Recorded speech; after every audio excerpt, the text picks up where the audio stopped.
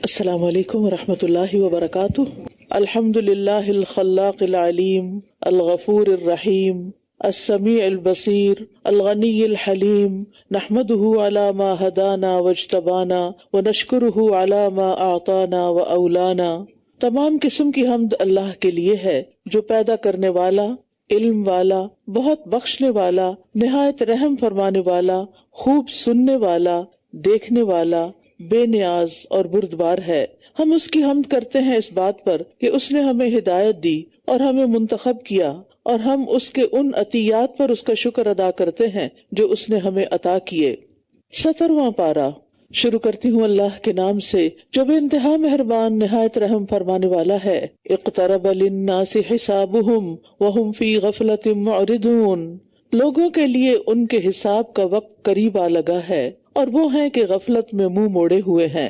لوگوں سے مراد تمام لوگ ہیں، کیونکہ تمام لوگ یا قدم بقدم موت کی طرف بڑھ رہے ہیں یا پھر دنیا کے خاتمے کی طرف، کیونکہ انسان کی موت بذات خود اس کے لیے ایک قیامت ہے، اور جتنا زمانہ اس دنیا کا گزر چکا ہے اس کے مقابلے میں باقی رہ جانے والا زمانہ اس سے کم ہے۔ لیکن انسان کا حال یہ ہے کہ حساب کی گھڑی قریب سے قریب تر ہونے کے باوجود بھی دنیا میں زیادہ مشغول ہے، دنیا کی زینتوں میں گم ہے، ایمان کے تقاضوں سے بے خبر ہے، اور حساب سے مراد یہاں آخرت کا حساب ہے، اور لوگ اس کی تیاری نہیں کر رہے۔ ہم سب اپنے حالات کا جائزہ لیں کہ ہم اپنے دن کا ایک بڑا حصہ دنیا کے کاموں میں گزار دیتے ہیں آخرت کی فکر کیے بغیر، یا پھر آخرت کو سامنے رکھ کر اپنے کام کرتے ہیں، چاہے دین کے ہوں یا دنیا کے ہوں، کیونکہ ہم جب سے پیدا ہوئے ہیں تو ہم ہر دن موت سے قریب ہو رہے ہیں، ہم موت کی طرف بڑھ رہے ہیں، اور موت کے بعد جلد ہی سب سے پہلے تو قبر میں حساب ہونا ہے، اور اس کے بعد قیامت کے دن بھی سوال جواب ہوں گے۔ تو اللہ سبحانہ وتعالیٰ سے دعا بھی کرنی چاہیے کہ اللہم حاسبنی حسابا یسیرا۔ نبی صلی اللہ علیہ وسلم نے فرمایا، نہ میں دنیا سے ہوں اور نہ دنیا مجھ سے ہے، بے شک مجھے اور قیامت کو اس طرح بھیجا گیا ہے کہ ہم ایک دوسرے سے آگے بڑھنے کی کوشش میں ہیں۔ ایک اور روایت میں آپ نے فرمایا، مجھے اور قیامت کو اس انگلی اور اس انگلی کی طرف بھیجا گیا ہے، اور پھر آپ نے شہادت کی انگلی اور درمیانی انگلی کو ملا دیا، یعنی ساتھ کے ساتھ ہیں۔ ما یأتیہم من ذکر من ربہم محدث الا استمعوہ وہم یلعبون۔ ان کے پاس ان کے رب کی طرف سے جو بھی نئی نصیحت آتی ہے وہ اسے اس حال میں سنتے ہیں کہ وہ کھیل رہے ہوتے ہیں۔ یعنی نبی صلی اللہ علیہ وسلم انتہائی ہمدردی، خیرخواہی اور فکر مندی کے جذبات کے ساتھ ان کے سامنے قرآن کریم کی آیات پڑھتے تھے، لیکن وہ اس کو توجہ سے نہیں سنتے تھے۔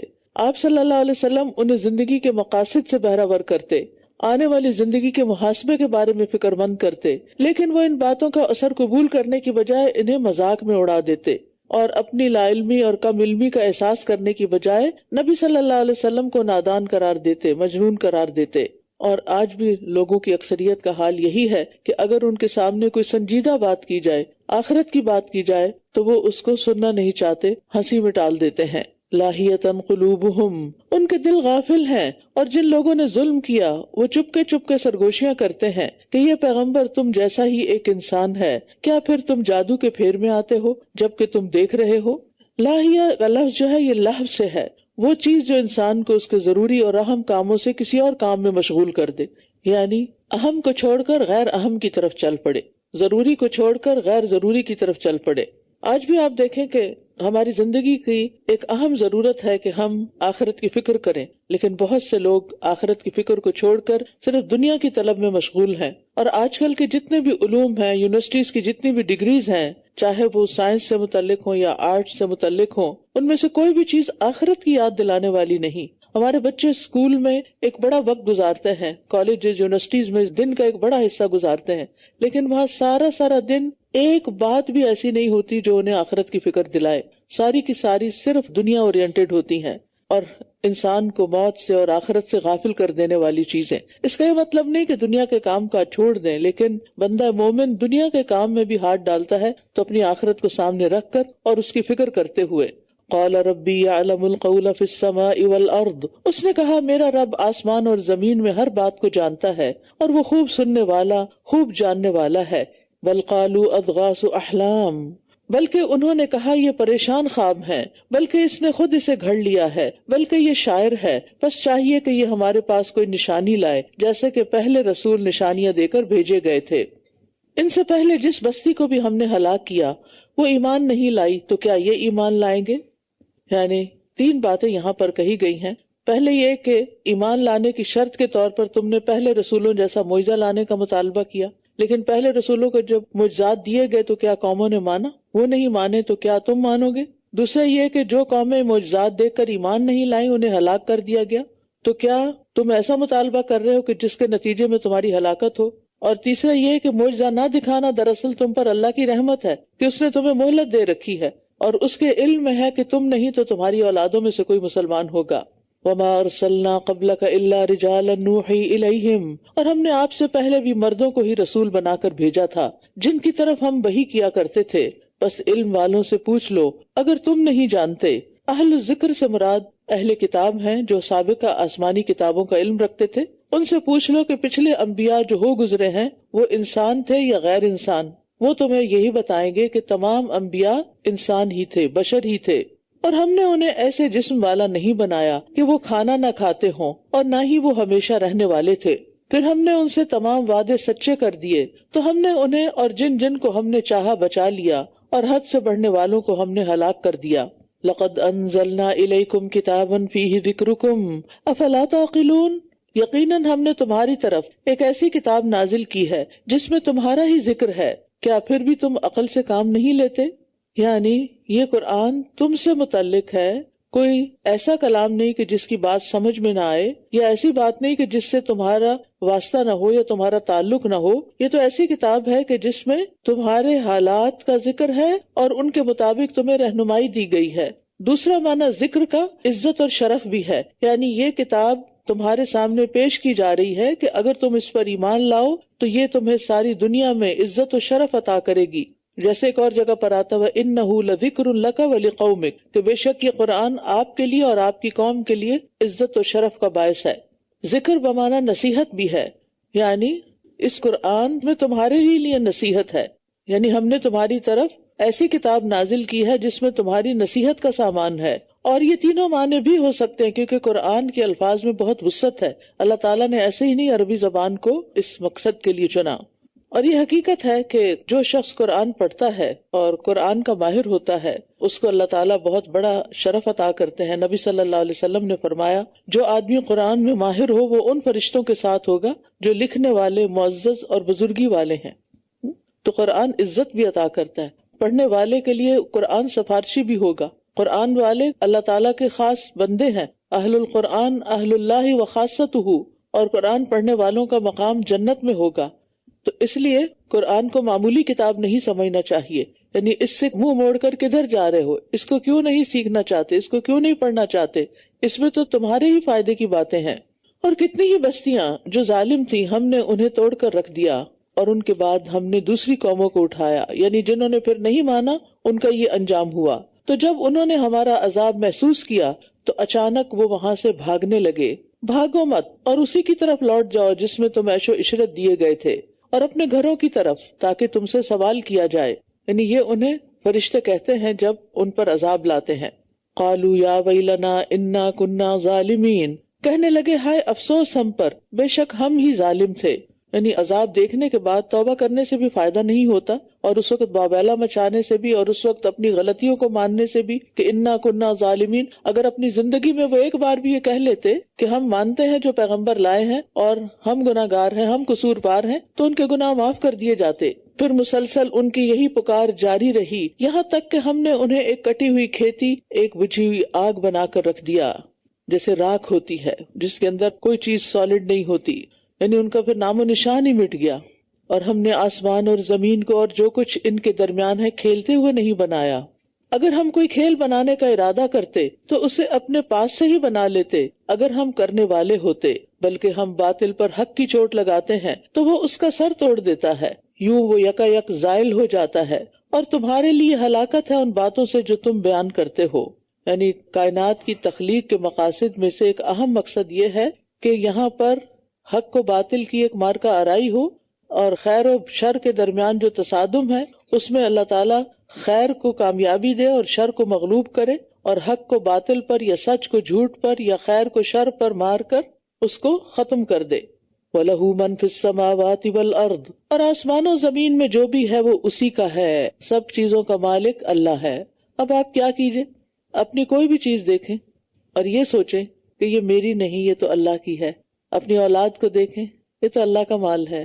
اپنی بلونگنگز کو دیکھیں، اپنے ہاتھ پاؤں کو دیکھیں، شیشے میں اپنی شکل دیکھیں، یہ تو اللہ کا ہے۔ انا للہ و انا الیہ راجعون، ہم سب اسی کے ہیں اور اسی کی طرف لوٹ کر جانے والے ہیں۔ آپ دیکھیے کہ جب آپ کی یہ سوچ ہوگی نا کہ یہ سب کچھ میرا نہیں ہے، یہ تو اللہ کا دیا ہوا ہے اور اللہ ہی اصل مالک ہے ان کا، تو پھر آپ کی دنیا کی چیزوں کے ساتھ وہ اٹیچمنٹ نہیں رہے گی۔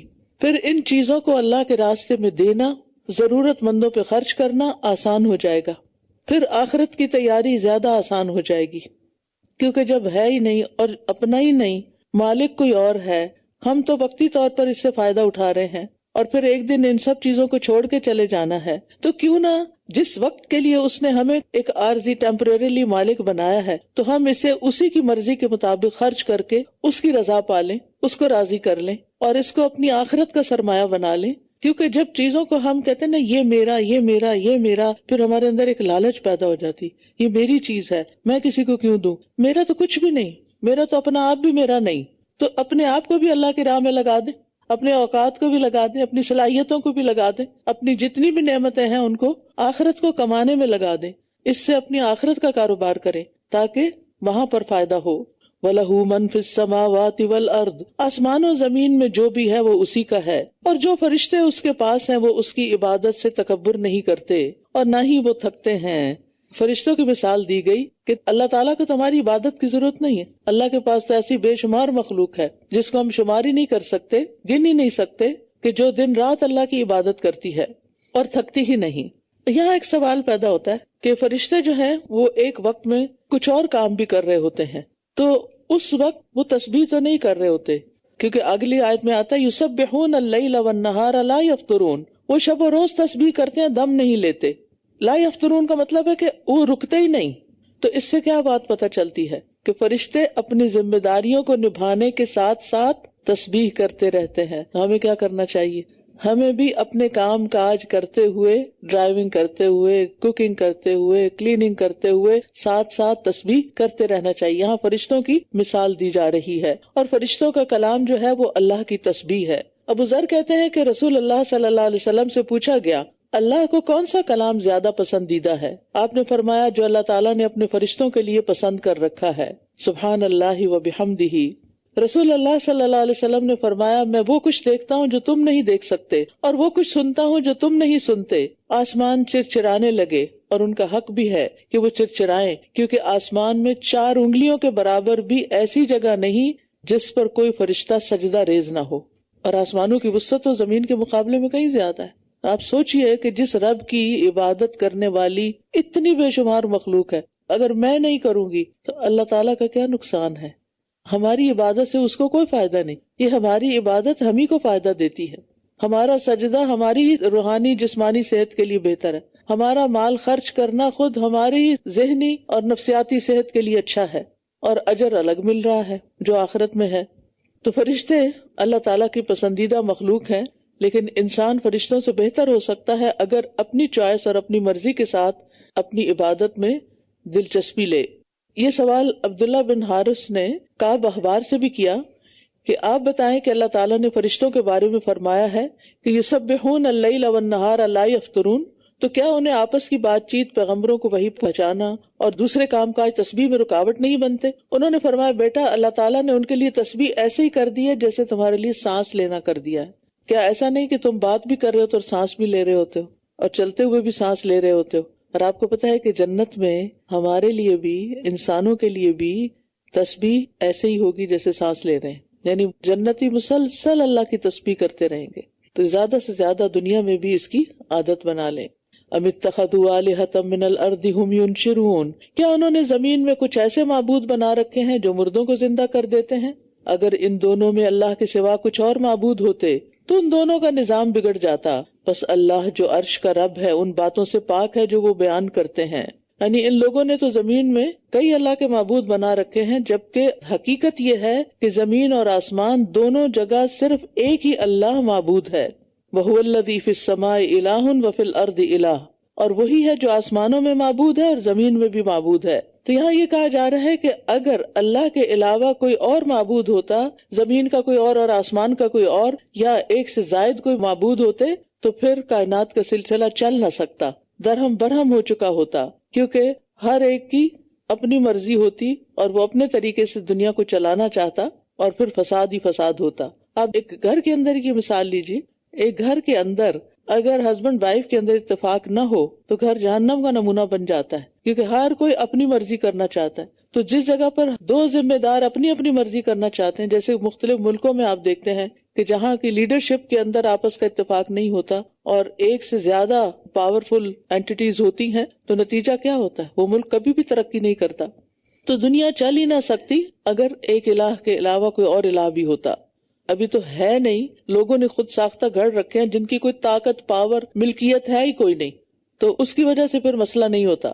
لا يسأل عما يفعل وهم يسألون، جو کچھ وہ کرتا ہے اس کے بارے میں اس سے پوچھا نہیں جا سکتا، جبکہ یہ سب پوچھے جائیں گی، یعنی ان سب سے پوچھا جائے گا، لوگوں سے پوچھا جائے گا، لیکن اللہ سے کوئی نہیں پوچھ سکتا۔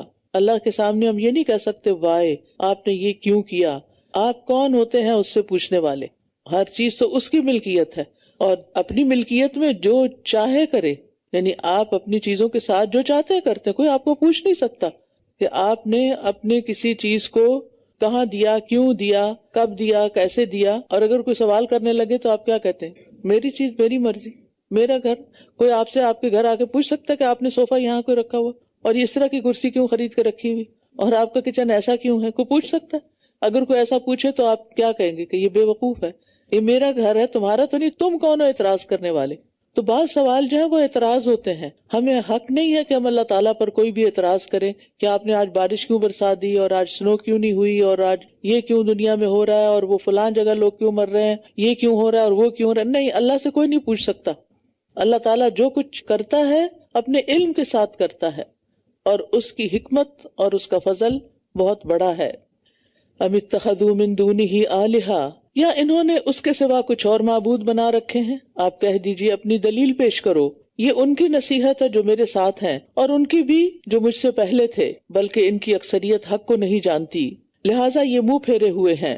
یعنی ہر آسمانی کتاب میں صرف توحید کا ہی ذکر ملتا ہے، پہلے پیغمبروں نے بھی یہی سبق دیا، اور نبی صلی اللہ علیہ وسلم کا بھی یہی پیغام تھا۔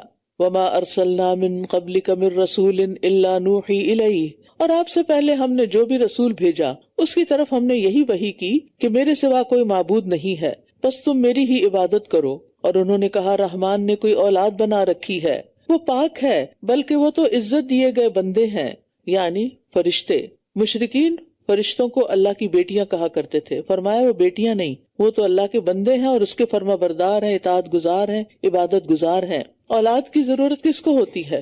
جس کے اندر کمزوریاں ہوتی ہیں، تو اللہ تعالیٰ تو ہر کمزوری اور کوتاہی سے پاک ہے، سبحانہ، پاک ہے وہ، یعنی ہر کمی کوتاہی کمزوری سے، اسے کسی اولاد کی یا سہارے کی ضرورت ہی نہیں۔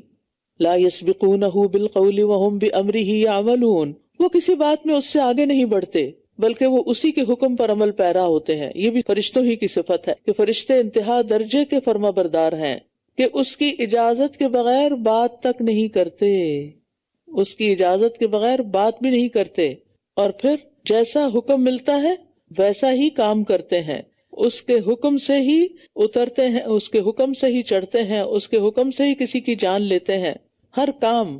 اور یہ غلامی کی انتہا ہے کہ آقا کی مرضی کے بغیر نہ کچھ بولتے ہیں نہ کرتے ہیں۔ انسان کی تو اپنی اولاد بھی ایسے نہیں ہوتی۔ رسول اللہ صلی اللہ علیہ وسلم کی حدیث میں اس کی ایک مثال ہے، ایک آدمی نے الحمدللہ کثیرا کہا، اس کلمے کو لکھنا فرشتے پر بھاری ہوا، اس نے اللہ تعالیٰ سے پوچھا کہ میں اس کو کیسے لکھوں، تو اسے بتایا گیا کہ جس طرح میرے بندے نے کثیرا کہا ہے اسی طرح لکھو، جو کہا ہے وہی لکھ دو، بس اجر دینے والا تو اللہ ہے۔ یعنی اس کا مطلب یہ کہ جو کام انہیں نہیں آتا پھر وہ دوبارہ پوچھ لیتے ہیں۔ یعلم ما بین ایدیہم وما خلفہم، وہ جانتا ہے جو کچھ ان کے آگے ہے اور جو کچھ ان کے پیچھے ہے، اور وہ صرف اسی کی سفارش کر سکیں گے، اسی کی شفاعت کر سکیں گے جس سے وہ راضی ہو، اور وہ خود اس کی خشیت سے ڈرنے والے ہیں۔ یعنی فرشتے اتنی عبادت اور فرما برداری کرنے کے بعد بھی سفارش کا حق نہیں رکھتے. ٹھیک ہے، بس اس کی سفارش کریں گے جس کے لیے اللہ راضی ہوگا، اجازت دے گا. اور اتنی عبادت کے باوجود بھی وہ ڈرتے رہتے ہیں، مشفقون. رسول اللہ صلی اللہ علیہ وسلم نے فرمایا، اسراء والی رات فرشتوں کے پاس سے میں گزرا اور جبریل اللہ تعالیٰ کی خشیت کی وجہ سے بوسیدہ ٹاٹ کی طرح لگ رہے تھے. حالانکہ ان کا اپنا اصل جو ڈریس ہے وہ بہت ہی خوبصورت ہے اور اس سے ہر وقت ہیرے موتی جھڑ رہے ہوتے ہیں، لیکن اللہ کا ڈر اتنا زیادہ ہے. اسی طرح جمعے کے دن وہ بہت ڈرتے ہیں. آپ نے فرمایا، کوئی مقرب فرشتہ زمین و آسمان، پہاڑ اور پتھر ایسا نہیں جو جمعے کے دن اس سے نہ ڈرتا، کیونکہ قیامت جمعے کے دن آئے گی. اور ان میں سے جو کوئی یہ کہے کہ میں بھی اس کے سوا معبود ہوں تو ہم اس کو جہنم کی سزا دیں گے. ایسے ظالموں کو ہم اسی طرح سزا دیتے ہیں. یعنی بالفرض اگر ان فرشتوں میں سے یا انبیاء میں سے کوئی یہ کہے کہ تم اللہ کو چھوڑ کے میری بندگی کرو، وہ اپنے آپ کو الہ ڈکلیئر کر دے، تو اسے بھی ہم جہنم کی سزا دیں گے. یعنی چاہے ان کا مقام کتنا بھی بڑا، لیکن اللہ کے آگے کوئی بڑائی نہیں. اس کا یہ مطلب نہیں کہ ایسا کوئی کرنے والا تھا. فرشتے اور انبیاء ایسا کبھی کہہ ہی نہیں سکتے، سوچ بھی نہیں سکتے. جیسے انبیاء کو، نبی صلی اللہ علیہ وسلم کو یہ خبر دی گئی کہ اگر کسی نے شرک کیا تو ان کے عمل ضائع ہو جائیں گے. اس کا یہ مطلب نہیں تھا کہ انہوں نے شرک کرنا تھا. ان کی مثال دے کے ہمیں سمجھایا جا رہا ہے کہ کسی انسان کی کتنی بھی نیکیاں ہوں، پہاڑوں جتنی نیکیاں ہوں، لیکن اگر شرک کرتا ہے سب کچھ صاف ہو جائے گا. اولم یر الذین کفروا ان السماوات والارض کانتا رتقا ففتقناہما.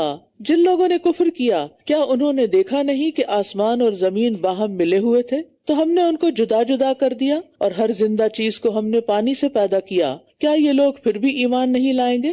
رتقن کا مطلب ہوتا ہے دو یا کئی چیزوں کا آپس میں سختی سے جڑا اور چپکا ہوا ہونا، خواہ وہ فطری طور پر ہو، جیسے پتھر ہوتے ہیں اس کے ذرات آپس میں کس قدر چپکے ہوئے ہوتے ہیں. اور پھر فتق کا مطلب ہوتا ہے ایسی جڑی ہوئی چیزوں کو الگ الگ کر دینا. تو زمین و آسمان کی تخلیق خالق کی پہچان کی ایک نشانی ہے. تو بتایا یہ جا رہا ہے کہ یہ کس طرح وجود میں آئے کہ پہلے آسمان اور زمین آپس میں سختی سے جڑے ہوئے تھے، ملے ہوئے تھے. زمین و آسمان ایک ٹھوس شکل میں اکٹھے تھے.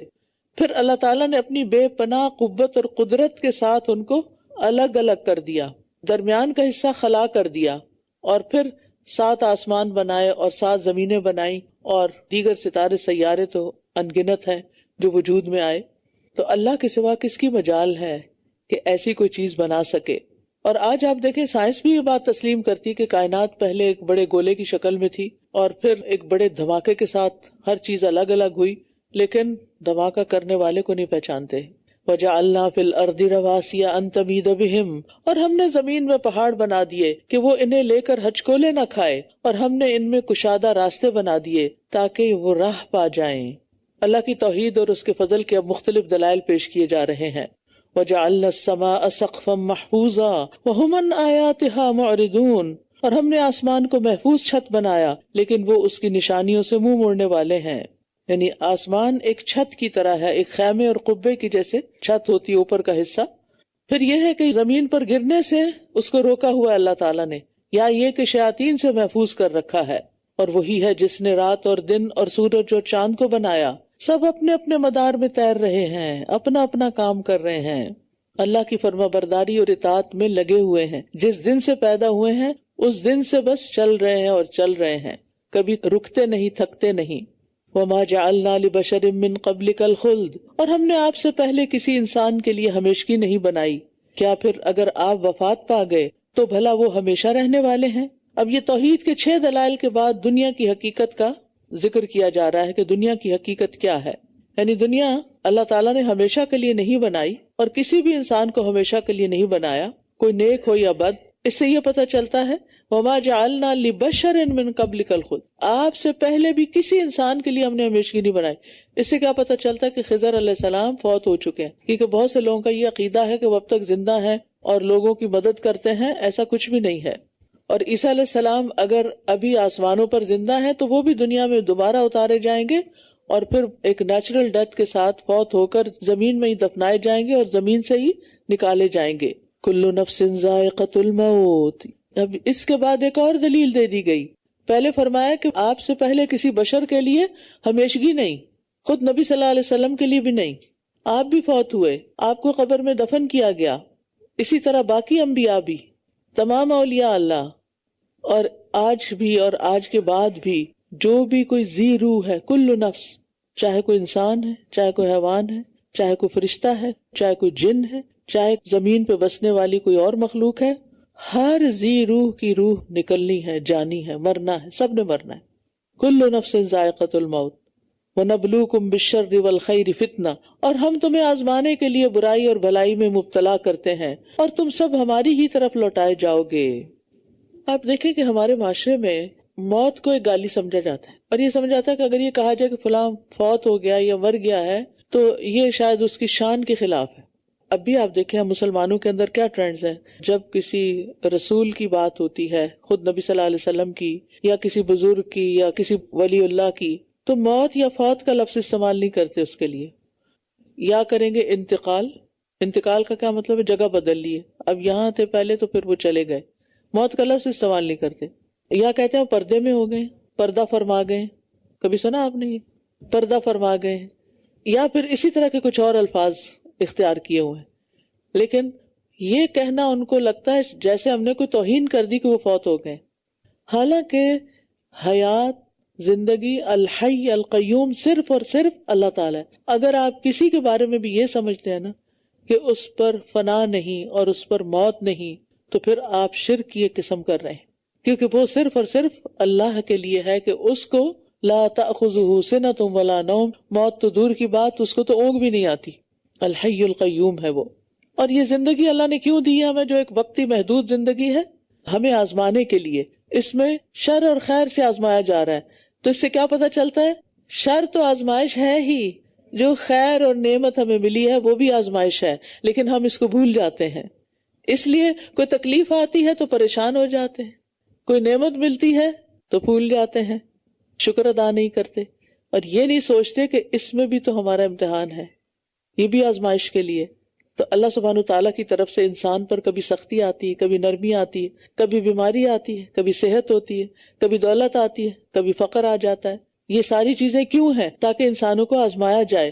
کیا آزمائش؟ کہ تکلیف پر صبر کرتا ہے یا نہیں، اور نعمت پر شکر کرتا ہے یا نہیں، بس یہ ہمارا ٹیسٹ، اور اکثر لوگ اسی میں فیل ہو جاتے ہیں۔ تکلیف آنے پر شکوے شکایات، اطاعت میں کوتاہی، اور نعمت آنے پر اترانا اور اطاعت میں کوتاہی۔ ہر دو چیز میں ہم جس چیز کو نہیں کرنا چاہیے وہی کرتے ہیں، اور وہ ہے اللہ کی اطاعت، عبادت اور اللہ کی فرما برداری کے کام۔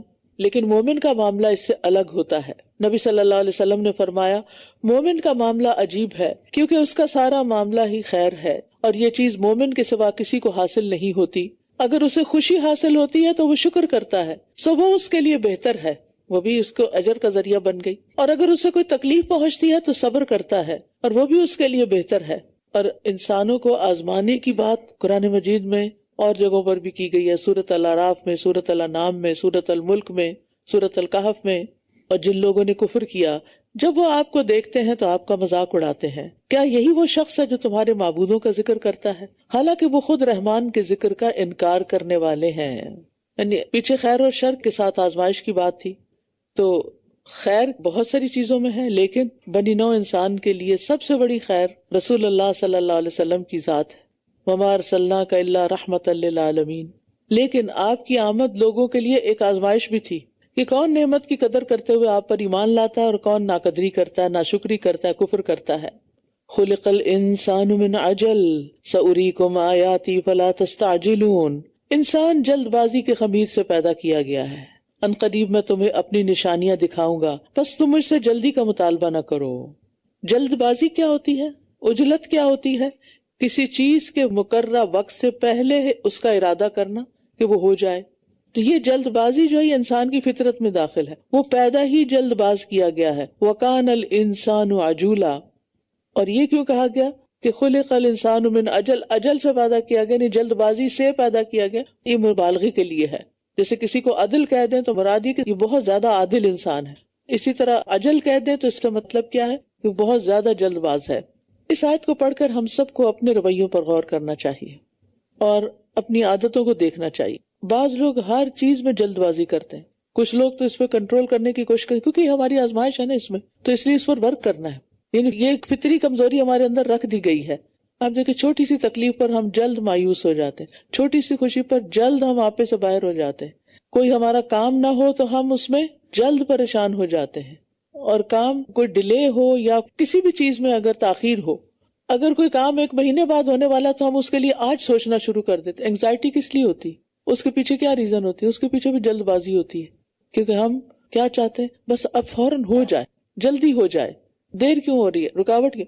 اور یہ نہیں کہ بڑوں میں ہوتی ہے، اگر آپ بچوں کو بتائیں آج ہم پارک چلیں گے، کہہ تو بیٹھے ایک دفعہ، پھر کیا ہوگا؟ ہر تھوڑی دیر کے بعد پوچھیں گے کب جائیں گے، کب جائیں گے، کب جائیں گے۔ اچھا، مجھے اپنا یاد ہے کہ چھوٹے ہوتے تھے تو ہمارے والدہ اپنی والدہ کے گھر ہمیں لے کے جاتے تھے، تو اس وقت سواریاں اتنی تیز نہیں ہوتی تھی، تو ہمیں اتنا شوق ہوتا سارا دن انتظار کرتے، بس چلیں گے چلیں گے، ہر تھوڑی دیر کب جا رہے ہیں کب جا رہے ہیں کب۔ اچھا، جب چڑھ بیٹھتے تو پھر اس کے بعد کب پہنچیں گے کب پہنچیں گے کب پہنچیں گے۔ اچھا، جب پہنچ جاتے کب واپس جائیں گے کب واپس جائیں گے، کب ہوگا، کیسے ہوگا۔ تو یہ ہم سب کی کمزوری ہے، اس پر قابو صبر کے ساتھ ہی پایا جا سکتا ہے۔ کہ اس کا علاج کیا ہے؟ صبر، انتظار۔ صبر میں انتظار بھی ہے نا، اور کہتے ہیں الانتظار اشد من الموت، انتظار تو موت سے بھی زیادہ سخت ہے۔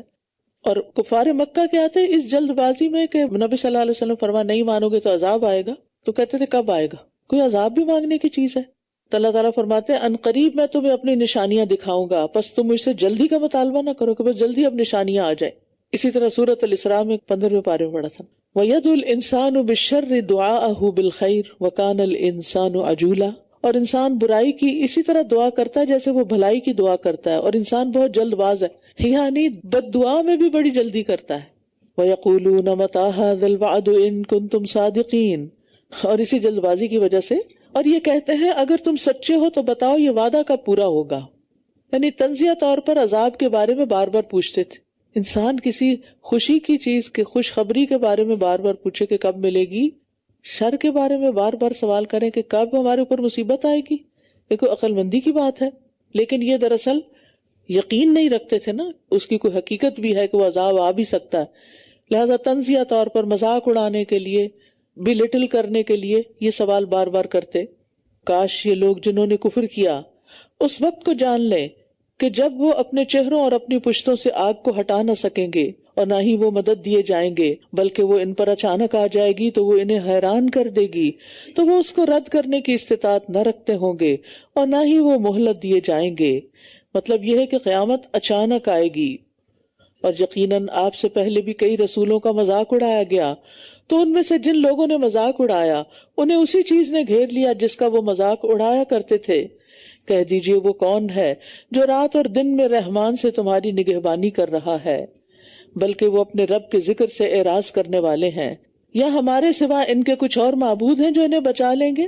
یعنی اللہ ہی بچا رہا ہے تمہیں، اللہ ہی روک رہا ہے اس عذاب کو، وہ تو خود اپنی مدد کی بھی استطاعت نہیں رکھتے، اور نہ وہ ہماری طرف سے ساتھ دیے جائیں گے، بلکہ ہم نے ان کو اور ان کے آباء و اجداد کو سامان زندگی دیا، یہاں تک کہ ان پر زندگی کی مدت طویل ہو گئی، کیا پھر یہ دیکھتے نہیں کہ ہم زمین کو اس کے کناروں سے گھٹاتے چلے آ رہے ہیں، کیا پھر بھی یہی غالب آنے والے ہیں؟ کہہ دیجئے بے شک میں تو تمہیں وحی کے ذریعے خبردار کر رہا ہوں، یعنی اپنے پاس سے باتیں نہیں سنا رہا، اور بہرے پکار کو نہیں سنا کرتے جب بھی وہ خبردار کیے جائیں، اور اگر انہیں آپ کے رب کے عذاب کا ایک جھونکا بھی چھو جائے تو یہ ضرور کہیں گے ہائے افسوس ہم پر، بے شک ہم ہی ظالم تھے، اور ہم قیامت کے دن انصاف والے ترازو رکھ دیں گے تو کسی جان پر کچھ بھی ظلم نہ کیا جائے گا، اور اگر وہ عمل رائی کے دانے برابر بھی ہوگا تو ہم اسے لے آئیں گے، اور ہم حساب لینے کے لیے کافی ہیں۔ یعنی قیامت کے دن سب لوگ اپنی آنکھوں سے انصاف دیکھیں گے، اور اسے بھی پتہ چلتا ہے کہ قیامت کے دن اعمال کو ایک صورت بھی دی جائے گی، یعنی میزان میں رکھنے کے لیے۔ اور ہم نے موسیٰ اور ہارون کو متقی لوگوں کے لیے خوب فرق کرنے والی چیز اور روشنی اور نصیحت عطا کی۔ وہ لوگ جو اپنے رب سے غائبانہ طور پر ڈرتے ہیں اور وہ قیامت کی گھڑی سے بھی ڈرنے والے ہیں، یعنی رب کو دیکھے بغیر اس کا شدید خوف رکھتے ہیں۔ اور یہ ایک مبارک ذکر ہے، وَهَذَا ذِكْرٌ مُبَارَكٌ أَنزَلْنَاهُ أَفَأَنْتُمْ لَهُ مُنْكِرُونَ، اور یہ ایک مبارک ذکر ہے جسے ہم نے نازل کیا ہے، کیا پھر بھی تم اس کا انکار کرتے ہو؟ یعنی ایک تو یہ کتاب بابرکت ہے، دوسرے یہ کہ اللہ تعالیٰ کی طرف سے آئی ہے، پھر بھی تم اس کو نہیں مان رہے۔ وَلَقَدْ آتَيْنَا إِبْرَاهِيمَ رُشْدَهُ مِن قَبْلُ وَكُنَّا بِهِ عَالِمِينَ، اور اس سے پہلے ہم نے ابراہیم کو اس کی سمجھ بوجھ عطا کی تھی اور ہم اسے خوب جاننے والے تھے، یعنی اس کی سمجھ بوجھ کا ہمیں اچھی طرح اندازہ تھا۔ جب اس نے اپنے باپ اور اپنی قوم سے کہا یہ کیسی مورتیاں ہیں جن کے لیے تم جم کر بیٹھے ہوئے ہو، وہ کہنے لگے ہم نے اپنے آباء و اجداد کو انہی کی عبادت کرنے والا پایا ہے اور کوئی دلیل نہیں، باپ دادا کی اندھی تقلید۔ اس نے کہا تم اور تمہارے آباء و اجداد یقیناً کھلی گمراہی میں تھے۔ وہ کہنے لگے کیا واقعی تم ہمارے پاس حق لے کر آئے ہو یا تم دل لگی کر رہے ہو، ایسے ہی ہم سے مذاق کر رہے ہو؟ کیونکہ بت پرستی کی دلدل میں پھنسے ہوئے لوگ یہ تو سوچ ہی نہیں سکتے تھے کہ کوئی شخص ان کو گمراہ کہے گا، یعنی ان کی وجہ سے گمراہی پھیل رہی ہے۔ یعنی وہ سوچے نا کہ وہ ان بتوں کو، ان مورتیوں کو، وہ تو ایک تقدس کے مقام پہ رکھے ہوئے تھے، اور ابراہیم علیہ السلام ان کو کیا بتا رہے ہیں کہ یہ تو کھلی گمراہی کے اسباب ہیں۔ اس لیے انہوں نے کہا کیا آپ مذاق کر رہے ہیں؟ اس نے کہا بلکہ تمہارا رب آسمانوں اور زمین کا رب ہے جس نے ان کو پیدا کیا ہے، اور میں اس پر گواہی دینے والوں میں سے ہوں۔ اللہ کی قسم میں تمہارے پیٹھ پھیر کر جانے کے بعد تمہارے بتوں کے ساتھ ضرور ایک چال چلوں گا۔ پھر اس نے انہیں ٹکڑے ٹکڑے کر دیا سوائے ان کے ایک بڑے کے، تاکہ وہ اس کی طرف رجوع کریں۔ کہنے لگے ہمارے معبودوں کے ساتھ یہ کس نے کیا ہے؟ یقیناً وہ ضرور ظالموں میں سے ہے۔ چونکہ عقل سے عاری تھے اس لیے یہ نہیں سوچا کہ یہ کیسے معبود ہیں جو اپنا دفاع بھی نہیں کر سکے، یعنی ہمارے معبودوں کو کس نے توڑ دیا، ذلیل کیا۔ اگر وہ معبود ہوتے اصلاً تو وہ اپنا دفاع نہ کرتے، ٹوٹنے دیتے، مار کھاتے۔ یعنی ایک انسان جس کے اندر بھی تھوڑی سی بھی عقل ہو وہ کسی کی مار نہیں کھاتا، وہ ضرور اپنا دفاع کرتا ہے۔ تو یہ کیسے خدا ہیں تمہارے کہ جنہوں نے مار کھا لی اور ٹوٹ گرے نیچے اور کچھ کیا بھی نہیں؟ وہ کہنے لگے ہم نے ایک نوجوان کو ان کا تذکرہ کرتے سنا تھا جسے ابراہیم کہا جاتا ہے۔ یعنی بتوں کو توڑنے والے کو ڈھونڈنا مشکل نہیں تھا، کیونکہ وہ ابراہیم علیہ السلام تو پہلے ہی کہہ چکے تھے، صاف اعلان کر دیا تھا کہ میں ضرور تمہارے بتوں کی خفیہ تدبیر کروں گا۔ تو انہوں نے کہا ہم نے ایک جوان کو سنا ہے ان بتوں کا ذکر کر رہا تھا، اسے ابراہیم کہا جاتا ہے۔ یعنی انداز ان کا کیا تھا، ایک تحقیر والا انداز ہے، جیسے وی ڈونٹ نو، وہ ایک تھا، وہ ایسا تھا ویسا تھا، یعنی تھرڈ پرسن کے طور پر اس کو غیر اہم قرار دے رہے ہیں۔ قالوا فأتوا به على أعين الناس لعلهم يشهدون، وہ کہنے لگے پھر اسے لوگوں کی نگاہوں کے سامنے لے آؤ تاکہ وہ سب گواہ ہو جائیں۔ کہنے لگے اے ابراہیم کیا تو نے ہمارے معبودوں کے ساتھ یہ سلوک کیا ہے؟ اس نے کہا بلکہ یہ تو ان کے اس بڑے نے کیا ہے، بس ان سے پوچھ لو اگر یہ بولتے ہیں۔ یعنی ایک بت کو انہوں نے چھوڑ دیا تھا، اس سے پوچھ لو۔ تو وہ اپنے دلوں کی طرف پلٹے، پھر کہنے لگے بے شک تم خود ہی ظالم ہو۔ انہیں اپنی غلطی نظر آ گئی۔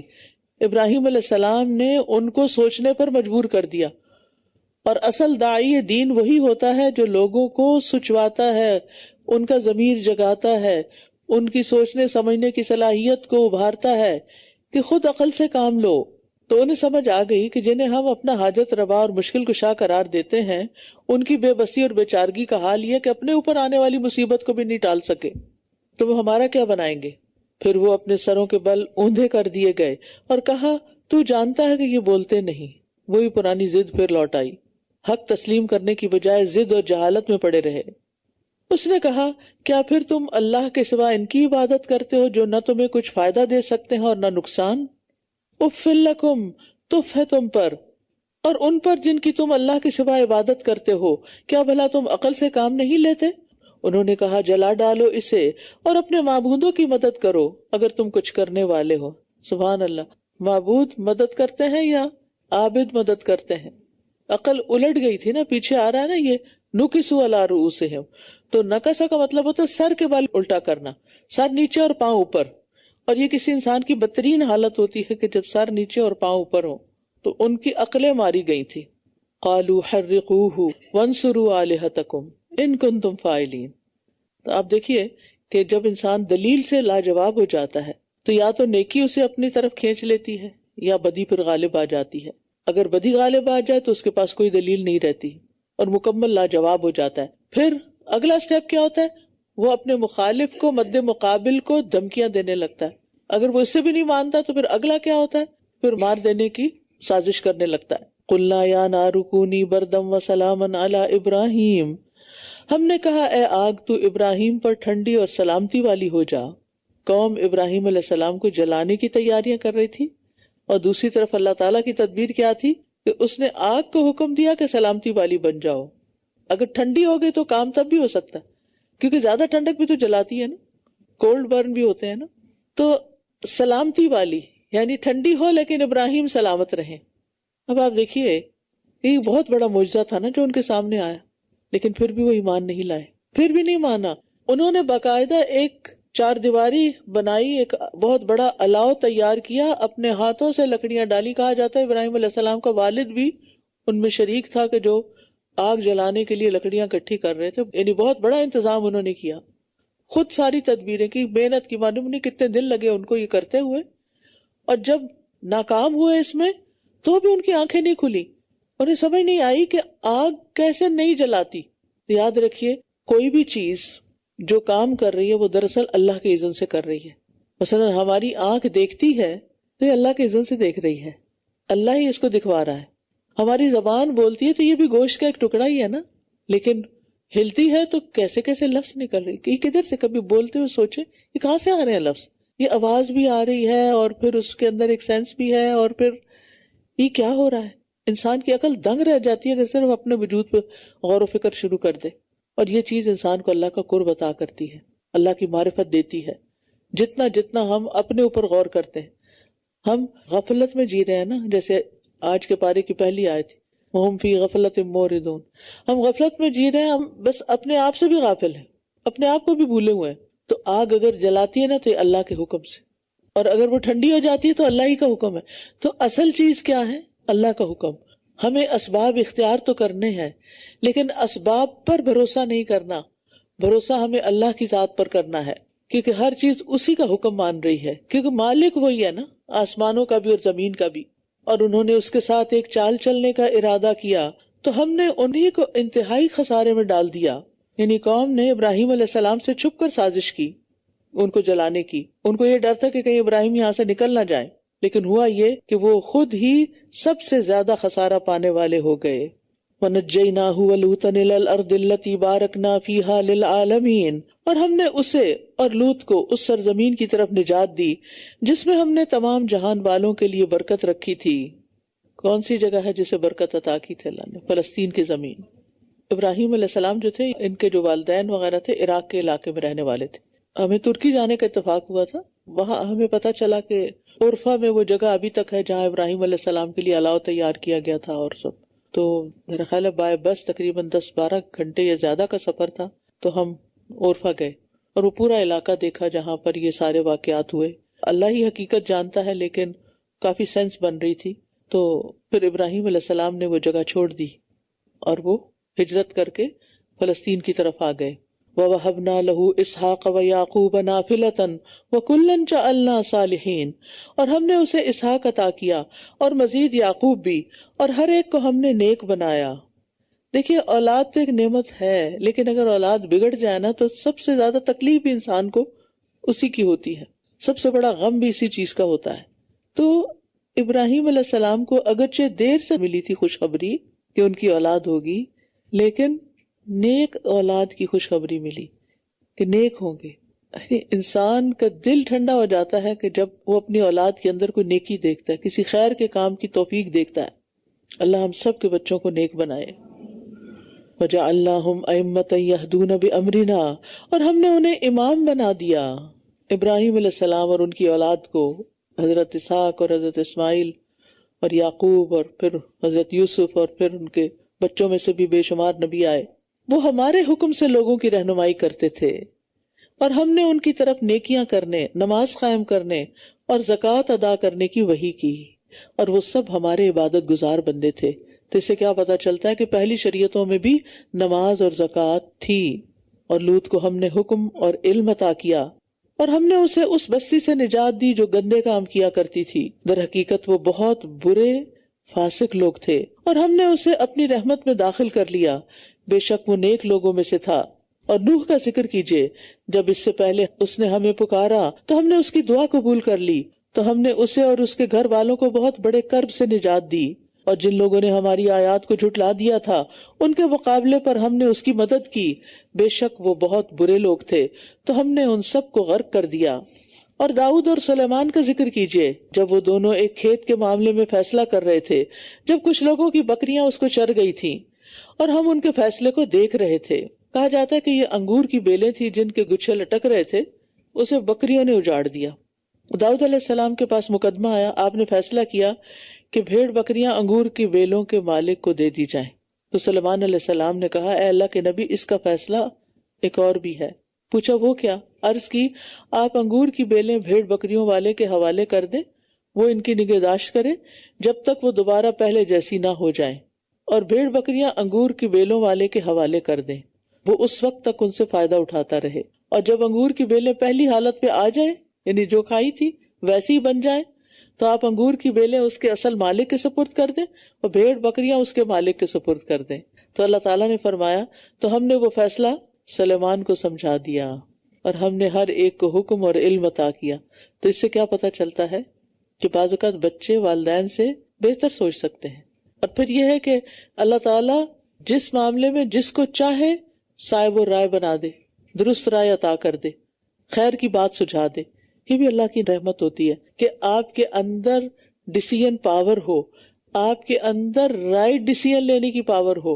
یہ پاور آپ کی اپنی نہیں ہوتی، یہ اللہ آپ کو دیتا ہے۔ آپ کے اندر نیکی کرنے کا خیال ہو اور پھر آپ وہ کر بھی جائیں، یہ خیال بھی اللہ ڈالتا ہے۔ تو اس لیے انسان کو اس پر شکر ادا کرتے رہنا چاہیے۔ فَفَهَّمْنَاهَا سُلَيْمَانَ، پھر ہم نے یہ فیصلہ سلیمان کو سجھا دیا، اور ہر ایک کو ہم نے حکمت اور علم دے رکھا تھا، اور ہم نے داؤد کے ساتھ پہاڑ اور پرندے مسخر کیے تھے، وہ سب تسبیح کرتے تھے، اور یہ کرنے والے ہم ہی تھے۔ اور ہم نے اسے تمہارے لیے جنگی لباس بنانے کا ہنر سکھایا تھا تاکہ وہ تمہاری جنگ سے تمہیں حفاظت میں رکھے، تو کیا تم شکر گزار ہو؟ اور ہم نے سلیمان کے لیے تیز و تند چلنے والی ہوا تابع کی، جو اس کے حکم سے اس زمین کی طرف چلتی تھی جس میں ہم نے برکت رکھی تھی، اور ہم ہر چیز کو خوب جاننے والے ہیں۔ اب آپ دیکھیں، اللہ تعالیٰ نے پانی کو حکم دیا تو اس نے نوح علیہ السلام اور ان کے ساتھیوں کو چھوڑ کے ساری قوم کو غرق کر دیا۔ آگ کو حکم دیا تو وہ ابراہیم علیہ السلام پر برد و سلامتی بن گئی۔ داؤد علیہ السلام کے لیے تسبیح کے ساتھ پرندوں اور پہاڑوں کو مسخر کر دیا۔ تو اس سے پتہ چلتا ہے کہ اگر سلیمان علیہ السلام کے سپرد ہوا کا کام کیا تھا کہ تمہاری مرضی سے چلے، تو وہ دراصل صلاحیت کس نے دی تھی؟ اللہ سبحانہ و تعالیٰ نے۔ اور ان کے ساتھ پہاڑ اور پرندے بھی مسخر تھے، لیکن پانی یا آگ کو نوح علیہ السلام یا ابراہیم علیہ السلام کے تابع فرمان نہیں کیا، نہ پہاڑوں پرندوں کو داؤد کے حکم کا پابند کیا۔ لیکن سلیمان علیہ السلام کا خاصہ یہ ہوا کہ ہوا ان کے انڈر کر دی گئی، کنٹرول میں کر دی گئی۔ تجری بامرہ، اچھا آپ سوچے کہ اللہ تعالیٰ نے اپنا کوئی اختیار ان کو دے دیا؟ نہیں، بات یہ ہے کہ اللہ تعالیٰ نے ہم سب کو کچھ نہ کچھ اختیارات دیے ہوئے ہیں، تو یہ بھی ان میں سے ایک اختیار ہے، اور اللہ جس چیز کو جیسے چاہے استعمال کروائے۔ اگر اللہ نے ہمیں کسی نیک کام کی توفیق دی ہے تو اس پر اللہ کا شکر ادا کرنا چاہیے، نہ کہ کسی انسان سے شکریہ کی توقع رکھ بیٹھے ہم، اگر وہ خیر کسی انسان کے حق میں کی ہم نے۔ اور کئی شیاطین بھی جو اس کے لیے غوطے لگاتے تھے اور اس کے علاوہ بھی کام کرتے تھے، اور ہم ہی ان کی نگرانی کرنے والے تھے۔ اور ایوب کا ذکر کیجئے، جب اس نے اپنے رب کو پکارا کہ مجھے تکلیف پہنچی ہے، اور تو سب رحم کرنے والوں سے زیادہ رحم کرنے والا ہے۔ اب شکر کے بعد صبر کی مثال دی جا رہی ہے، یعنی داؤد اور سلیمان علیہ السلام کی آزمائش ان نعمتوں کے ساتھ ہوئی جن پر شکر واجب تھا، جبکہ ایوب کی آزمائش ایسی تکلیف کے ساتھ ہوئی جن پر صبر لازم تھا۔ تو حقیقت یہ ہے کہ شکر اور صبر دونوں لازم و ملزوم ہے۔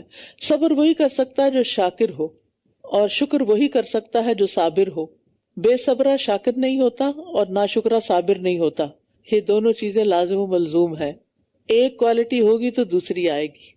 فَاسْتَجَبْنَا لَهُ فَكَشَفْنَا مَا بِهِ مِن ضُرٍّ، تو ہم نے اس کی دعا قبول کر لی، پھر جو بھی اسے تکلیف تھی وہ ہم نے دور کر دی، اور ہم نے اسے اس کے اہل و عیال اور ان کی مثل ان کے ساتھ اور بھی عطا کیے اپنے پاس سے بطور رحمت اور عبادت کرنے والوں کے لیے بطور یاد دہانی۔ وَإِسْمَاعِيلَ وَإِدْرِيسَ وَذَوالْكِفْلِ كُلٌّ مِّنَ الصَّابِرِينَ، اور اسماعیل اور ادریس اور ذوالکفل کا ذکر کیجئے، یہ سب بھی صبر کرنے والوں میں سے تھے۔ وَأَدْخَلْنَاهُمْ فِي رَحْمَتِنَا، اور ہم نے انہیں اپنی رحمت میں داخل کر لیا تھا، بے شک وہ نیک لوگوں میں سے تھے۔ اور مچھلی والے یونس کا ذکر کیجئے، جب وہ اپنی قوم سے غضبناک ہو کر چلا گیا تو اس نے خیال کیا کہ ہم اس پر ہرگز قادر نہ ہو سکیں گے.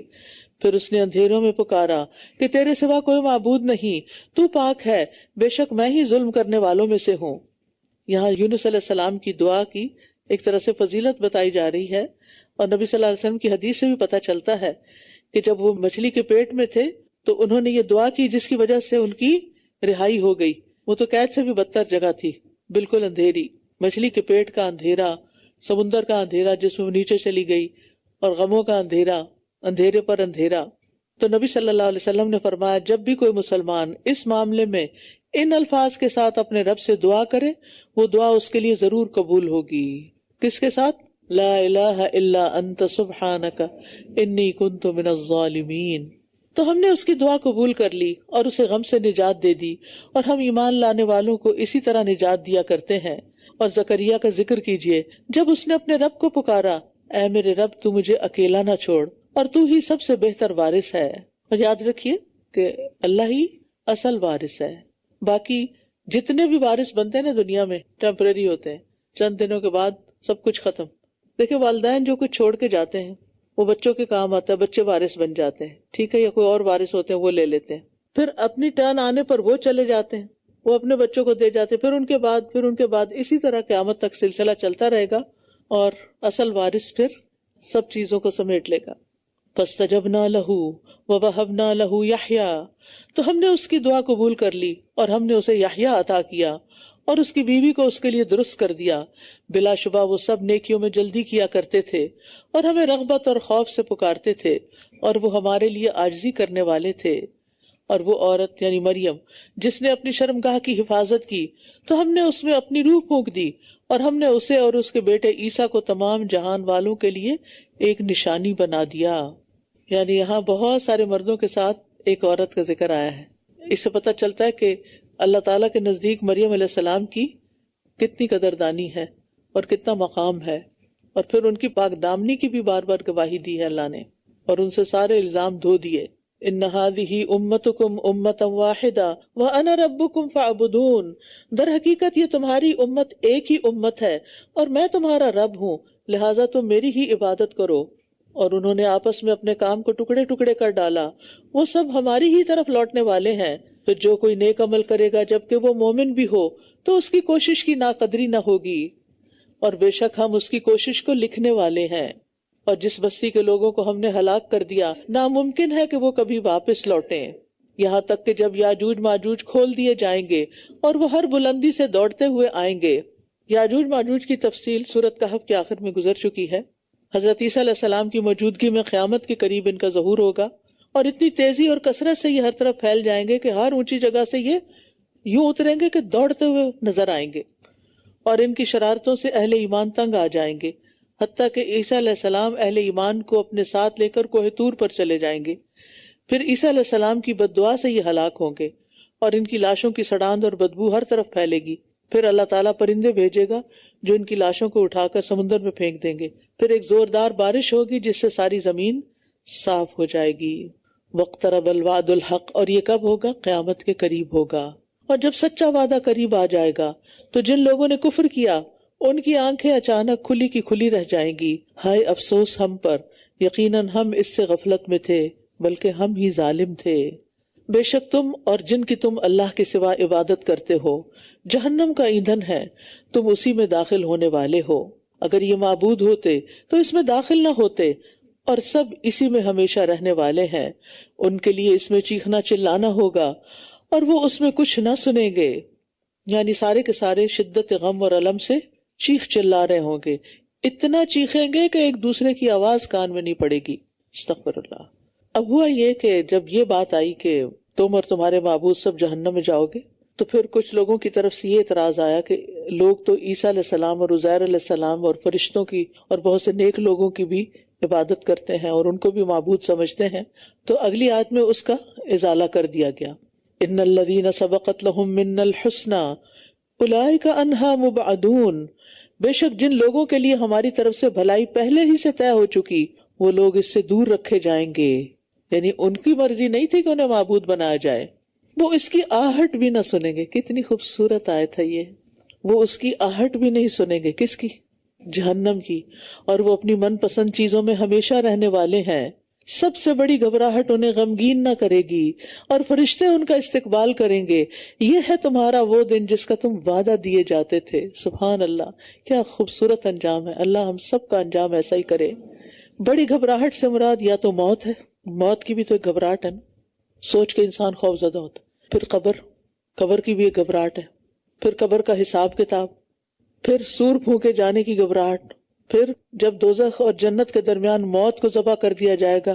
تو یہ ساری چیزیں بھی ہو سکتی ہیں کہ ان تمام مواقع پر سچے پکے مومنوں کے لیے گھبراہٹ نہیں ہوگی، جنہوں نے عمل صالح بھی کیے۔ اللہم اجعلنا منہم۔ سب سے بڑی گھبراہٹ انہیں غمگین نہ کرے گی، اور کیا ہوگا؟ فرشتے استقبال کریں گے، ویلکم کریں گے۔ جیسے طالب علم کے لیے دنیا میں ویلکم کرتے رہتے ہیں اور آپ کو دکھتے نہیں، لیکن موت کے وقت تو دکھائی دیں گے، تو ویلکم کریں گے۔ اور پھر یہ ہے تمہارا وہ دن جس کا تم وعدہ دیے جاتے تھے۔ اب تمہاری اگلی زندگی شروع ہوگی، اگلا سٹیپ آ گیا ہے۔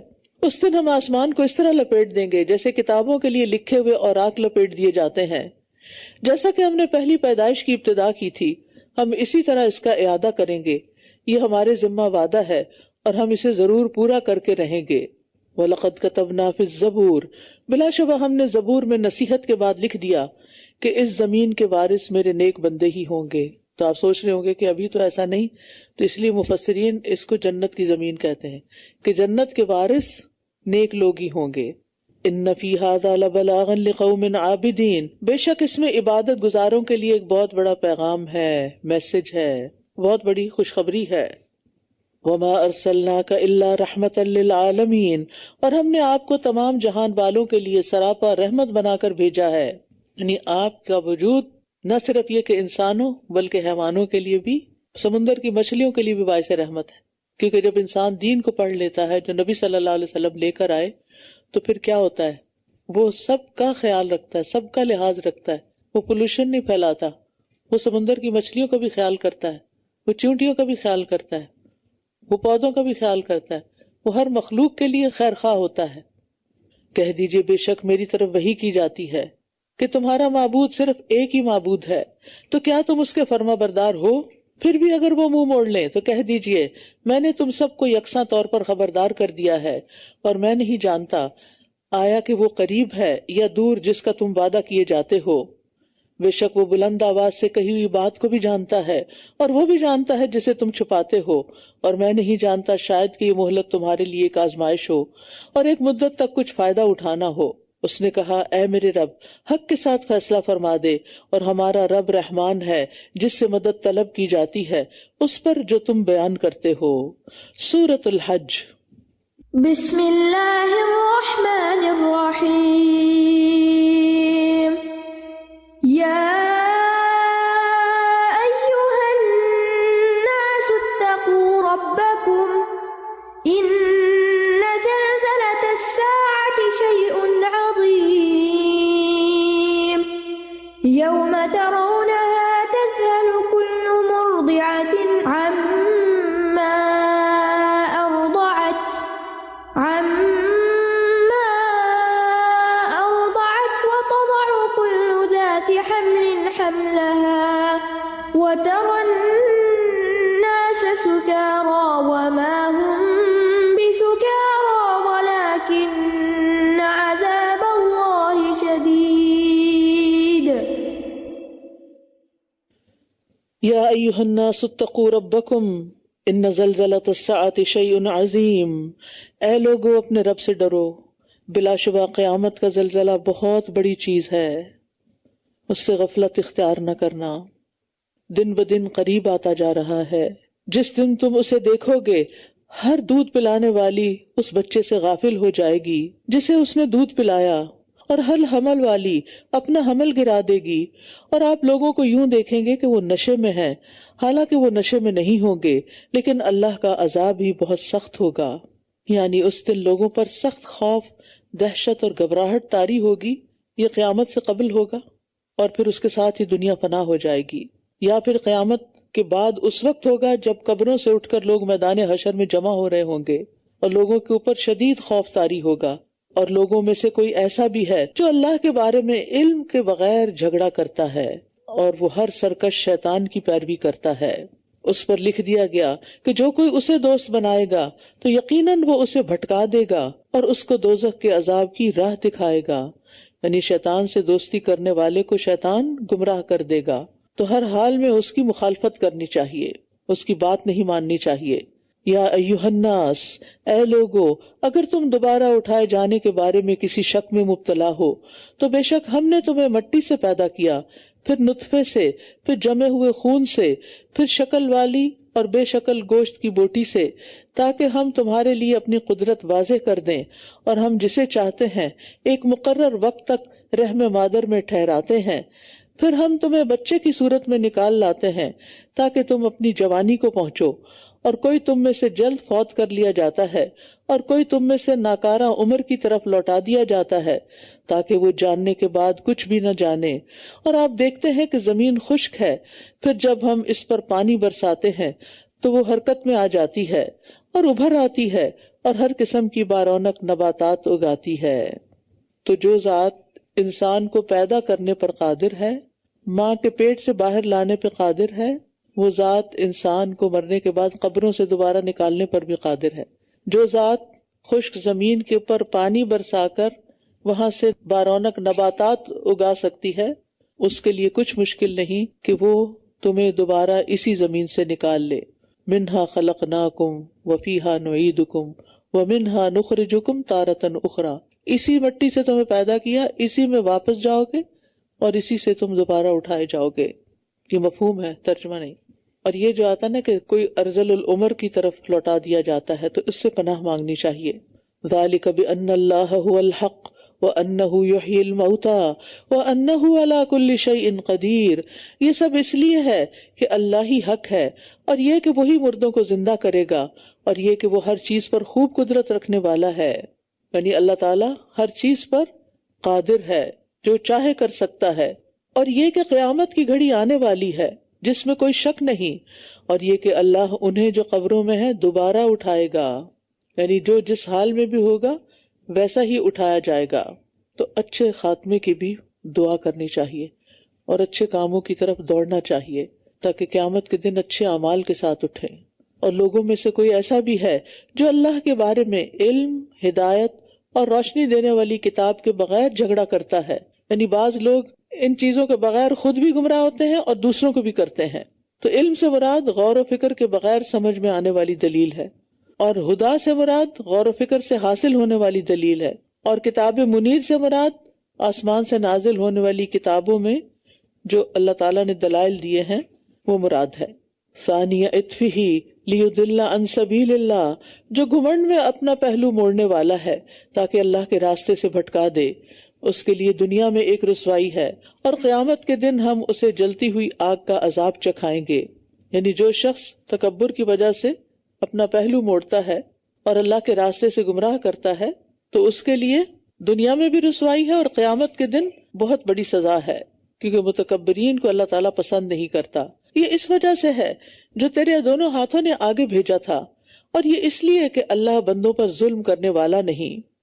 وَمِنَ النَّاسِ مَن يَعْبُدُ اللَّهَ عَلَى حَرْفٍ، اور لوگوں میں سے کوئی ایسا بھی ہے جو کنارے پر رہ کے اللہ کی عبادت کرتا ہے، یعنی دین کے اندر پورا داخل نہیں ہوتا۔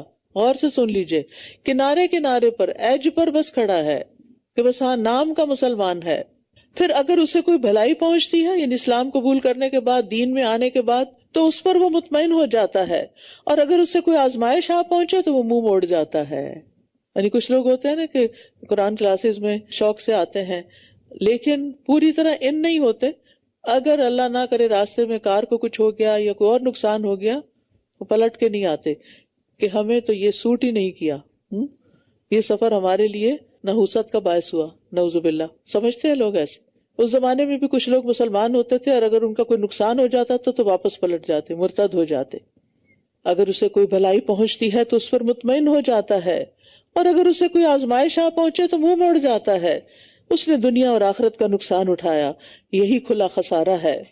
یعنی فائدے کے وقت دین میں آ جانا اور تکلیف میں مرتد ہو جانا، جیسے بعض اعرابی کیا کرتے تھے، دنیا کے فائدے دیکھ کر یا دنیا کے فائدوں کے لیے عبادت کرنا، نماز پڑھنا، عمرہ وغیرہ کرنا، اور اگر مقصد پورا نہ ہو، تکلیف نہ جائے تو بندگی بھی چھوڑ دینا، نمازیں بھی چھوڑ دینا، عمرے بھی چھوڑ دینا. تو یاد رکھیے کمزور ایمان والے آزمائش کے وقت قائم نہیں رہ سکتے، ان کو استقامت حاصل نہیں ہو سکتی. وہ اللہ کے سوا اس چیز کو پکارتا ہے جو نہ اسے نقصان دے سکتی ہے اور نہ ہی کوئی فائدہ. یہی دور کی گمراہی ہے. وہ اسے پکارتا ہے جس کا نقصان یقیناً اس کے نفع سے قریب تر ہے. یقیناً وہ بہت برا دوست اور بہت برا ساتھی ہے. ان اللہ یدخل الذین آمنوا وعملوا الصالحات، بے شک جو لوگ ایمان لائے اور انہوں نے نیک عمل کیے، اللہ ان کو ایسے باغات میں داخل کرے گا جن کے نیچے نہریں بہتی ہوں گی. بے شک اللہ جو ارادہ کرتا ہے وہ کر کے رہتا ہے. یعنی اللہ کے اختیارات لامحدود ہیں، انلمیٹڈ ہیں، اور کوئی اس کے کام میں رکاوٹ نہیں ڈال سکتا. وہ جو چاہتا ہے کرتا ہے. ان اللہ یفعل ما یرید. اور پھر یہ بھی کہ اللہ کے فیصلے کے آگے کوئی بھی بولنے کی ہمت نہیں رکھتا. من کان یظن ان لن ینصرہ اللہ فی الدنیا والآخرہ، جو کوئی یہ گمان رکھتا ہے کہ اللہ دنیا اور آخرت میں اس رسول کی ہرگز کوئی مدد نہیں کرے گا، تو اسے چاہیے کہ وہ آسمان تک ایک لمبی رسی تان لے، پھر چاہیے کہ وہ اپنے گلے سے اس کو کاٹ ڈالے، پھر دیکھے کیا واقعی اس کی یہ تدبیر اس چیز کو لے جاتی ہے جو اسے غصہ دلاتی ہے. یعنی جو شخص یہ سمجھتا ہے کہ اللہ تعالیٰ دنیا اور آخرت میں محمد صلی اللہ علیہ وسلم کی مدد نہیں کرے گا، تو پھر وہ کیا کرے، چھت سے ایک رسی باندھے، پھر رسی کے ساتھ پھانسی لگا کے اپنا گلا گھونٹے اور مر جائے، اور دیکھے کہ کیا ایسا کرنے سے اس کے غصے کی آگ بجھی ہے کہ نہیں بجھی ابھی بھی. تو جو اللہ تعالیٰ کی طرف سے محمد صلی اللہ علیہ وسلم کی مدد ہونے پر ان کے سینے میں بھڑک رہی ہے، کیا وہ آگ ٹھنڈی ہوئی؟ بات یہ ہے کہ اللہ تعالیٰ کی نصرت کا ایک وقت مقرر ہے. ہر چیز کا ایک وقت ہے. کسی چیز میں دیر کا مطلب یہ نہیں کہ وہ کام ہوگا ہی نہیں، اس کے ہونے میں دیر ہے، لیکن ہم جلد باز ہوتے ہیں. پچھلی آیت میں تھا نا وَمِنَ النَّاسِ مَن يَعْبُدُ اللَّهَ عَلَى حَرْفٍ، اس سے بھی یہی بات واضح ہو رہی ہے. وَكَذَلِكَ أَنزَلْنَاهُ آيَاتٍ بَيِّنَاتٍ وَأَنَّ اللَّهَ يَهْدِي مَن يُرِيدُ. اور اسی طرح ہم نے اس قرآن کو واضح آیات کی صورت میں نازل کیا ہے، اور یہ کہ اللہ جسے چاہتا ہے ہدایت دے دیتا ہے. یعنی اللہ تعالیٰ نے اس میں طرح طرح کے روشن دلائل رکھے ہیں. ان الذین آمنوا والذین ہادوا، بے شک جو لوگ ایمان لائے اور جو یہودی بن گئے اور سابی اور نصارہ اور مجوسی اور وہ جنہوں نے شرک کیا، یقیناً اللہ ان سب کے درمیان قیامت کے دن فیصلہ کر دے گا. بے شک اللہ ہر چیز پر خوب گواہ ہے.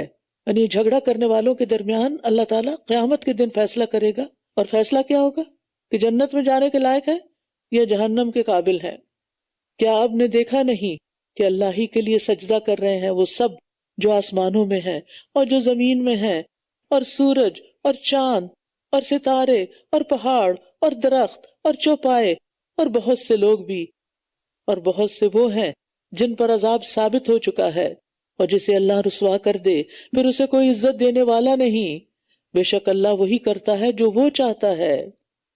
تو اس سے پتہ چلتا ہے کہ کائنات کی ہر چیز صرف اللہ کو سجدہ کرنے پر متفق ہے، اور غیر اللہ کو پکارنا اور اس کے لیے سجدہ کرنا عذاب کا باعث ہے.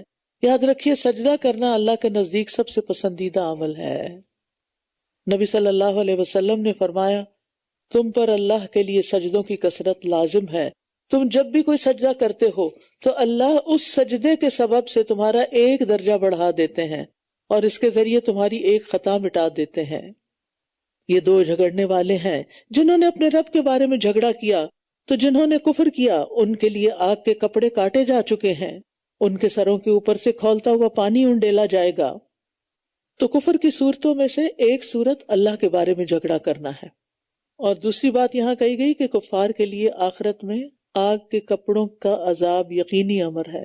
وہ کپڑے تیار کیے جا چکے ہیں، استغفر اللہ. اس سے جو کچھ ان کے پیٹوں میں ہے اور کھالیں پگھلا دی جائے گی. اتنی سخت آگ ہے کیونکہ ان کے سروں پر مسلسل کھولتا ہوا پانی ڈالا جائے گا، جس کی وجہ سے پیٹ اور اس کے اندر کی چیزیں پگھل کر باہر آ جائیں گی، ان کی کھالیں بھی پگھل جائیں گی، اور یہ عذاب مسلسل ان پر جاری رہے گا حتیٰ کہ ان کی کھالیں گل سڑ جائیں گی اور اللہ تعالیٰ پھر اس کھال کو تبدیل کر دے گا. ایک روایت میں نے پڑھا تھا کہ 70,000 دفعہ ایک دن میں کھال تبدیل ہوگی. وَلَهُمْ مَقَامِعُ مِنْ حَدِيدٍ، اور ان کے لیے لوہے کے ہتھوڑے ہوں گے، لوہے کے ڈنڈے پڑ رہے ہوں گے. اب دیکھیے کہ ایک لکڑی کا ڈنڈا بھی پڑے تو کتنا سخت لگتا ہے، کہاں یہ کہ کوئی لوہے سے مارے کسی کو. کبھی آپ نے دیکھا ہوگا کہ لوہے کی کوئی چیز آپ کے پاؤں پہ گر جاتی ہے یا ہاتھ سے یا آپ کی کونی ٹکرا جاتی ہے، کس شدت کی درد ہوتی ہے. تو ایک طرف آگ اور دوسری طرف اوپر سے لوہے کے ساتھ مار پٹائی. جب کبھی غم کی وجہ سے وہ اس سے نکلنا چاہیں گے، اسی میں واپس پلٹا دیے جائیں گے اور کہا جائے گا چکھو جلتی آگ کا عذاب. ان اللہ يدخل الذین آمنوا وعملوا الصالحات جنات تجری من تحتها الانہار. جو لوگ ایمان لائے اور انہوں نے نیک عمل کیے، اللہ انہیں ایسے باغات میں داخل کرے گا جن کے نیچے نہریں بہہ رہی ہوں گی. وہ ان میں سونے اور موتی کے کنگنوں سے آراستہ کیے جائیں گے اور اس میں ان کا لباس ریشم کا ہوگا. یعنی اگر نہ ماننے والوں کا انجام آگ ہے تو ماننے والوں کے لیے کیسی کیسی خوشخبریاں ہیں، کیسی کیسی نعمتیں ہیں. جنت میں سونے کے کنگن اور ریشم کا لباس ان کے لیے کہا گیا، یعنی ایمان والوں کو اللہ تعالی جنت میں داخل کرے گا اور ان کو جہنم میں، اور وہ جہنم سے نکل نہ سکیں گے. اور جنت والے جنت سے نکلنا ہی نہیں چاہیں گے، وہ چاہیں گے نکل نہ سکیں گے. یہاں تجری من تحتها الانہار، جنت میں پانی کی نہریں بہ رہی ہوں گی اور جہنم میں ان کے سروں کے اوپر سے کھولتا ہوا پانی ڈالا جائے گا. پانی وہاں بھی ہے. ان کا لباس حریر کا ہے، ان کے لباس آگ کا. حریر یعنی ریشم کا. جنت والوں کا لباس ریشم کا ہوگا اور جہنم والوں کا لباس آگ کا کاٹا گیا ہے. یحلون فیہا من اساور من ذہب، جنت والوں کو سونے کے کنگن پہنائے جائیں گے اور جہنم والوں کو لوہے کے ہتھوڑے مارے جائیں گے. جنت والوں کو وہدوا الی الطیب من القول، طیب بات کی طرف رہنمائی دی جائے گی، سلام کیا جائے گا. اور جہنم والوں کو کیا کہا جائے گا؟ ذوقوا عذاب الحریق، جلنے کا عذاب چکھو. ایک دوسرے سے کتنی مختلف ٹریٹمنٹ ہے جو دونوں کے ساتھ کی جائے گی. وہدوا الی الطیب من القول وہدوا الی صراط الحمید، وہ پاکیزہ بات کی طرف ہدایت کیے گئے اور تمام تعریفوں والے رب کے راستے کی طرف رہنمائی کیے گئے. دنیا میں طیب قول سے مراد کلمہ توحید ہے، یعنی انہوں نے لا الہ الا اللہ پڑھا، ایمان لے آئے. اور آخرت میں طیب قول سے مراد پاکیزہ گفتگو، سلام اور اللہ کی حمد اور تسبیح جو اہل جنت کریں گے.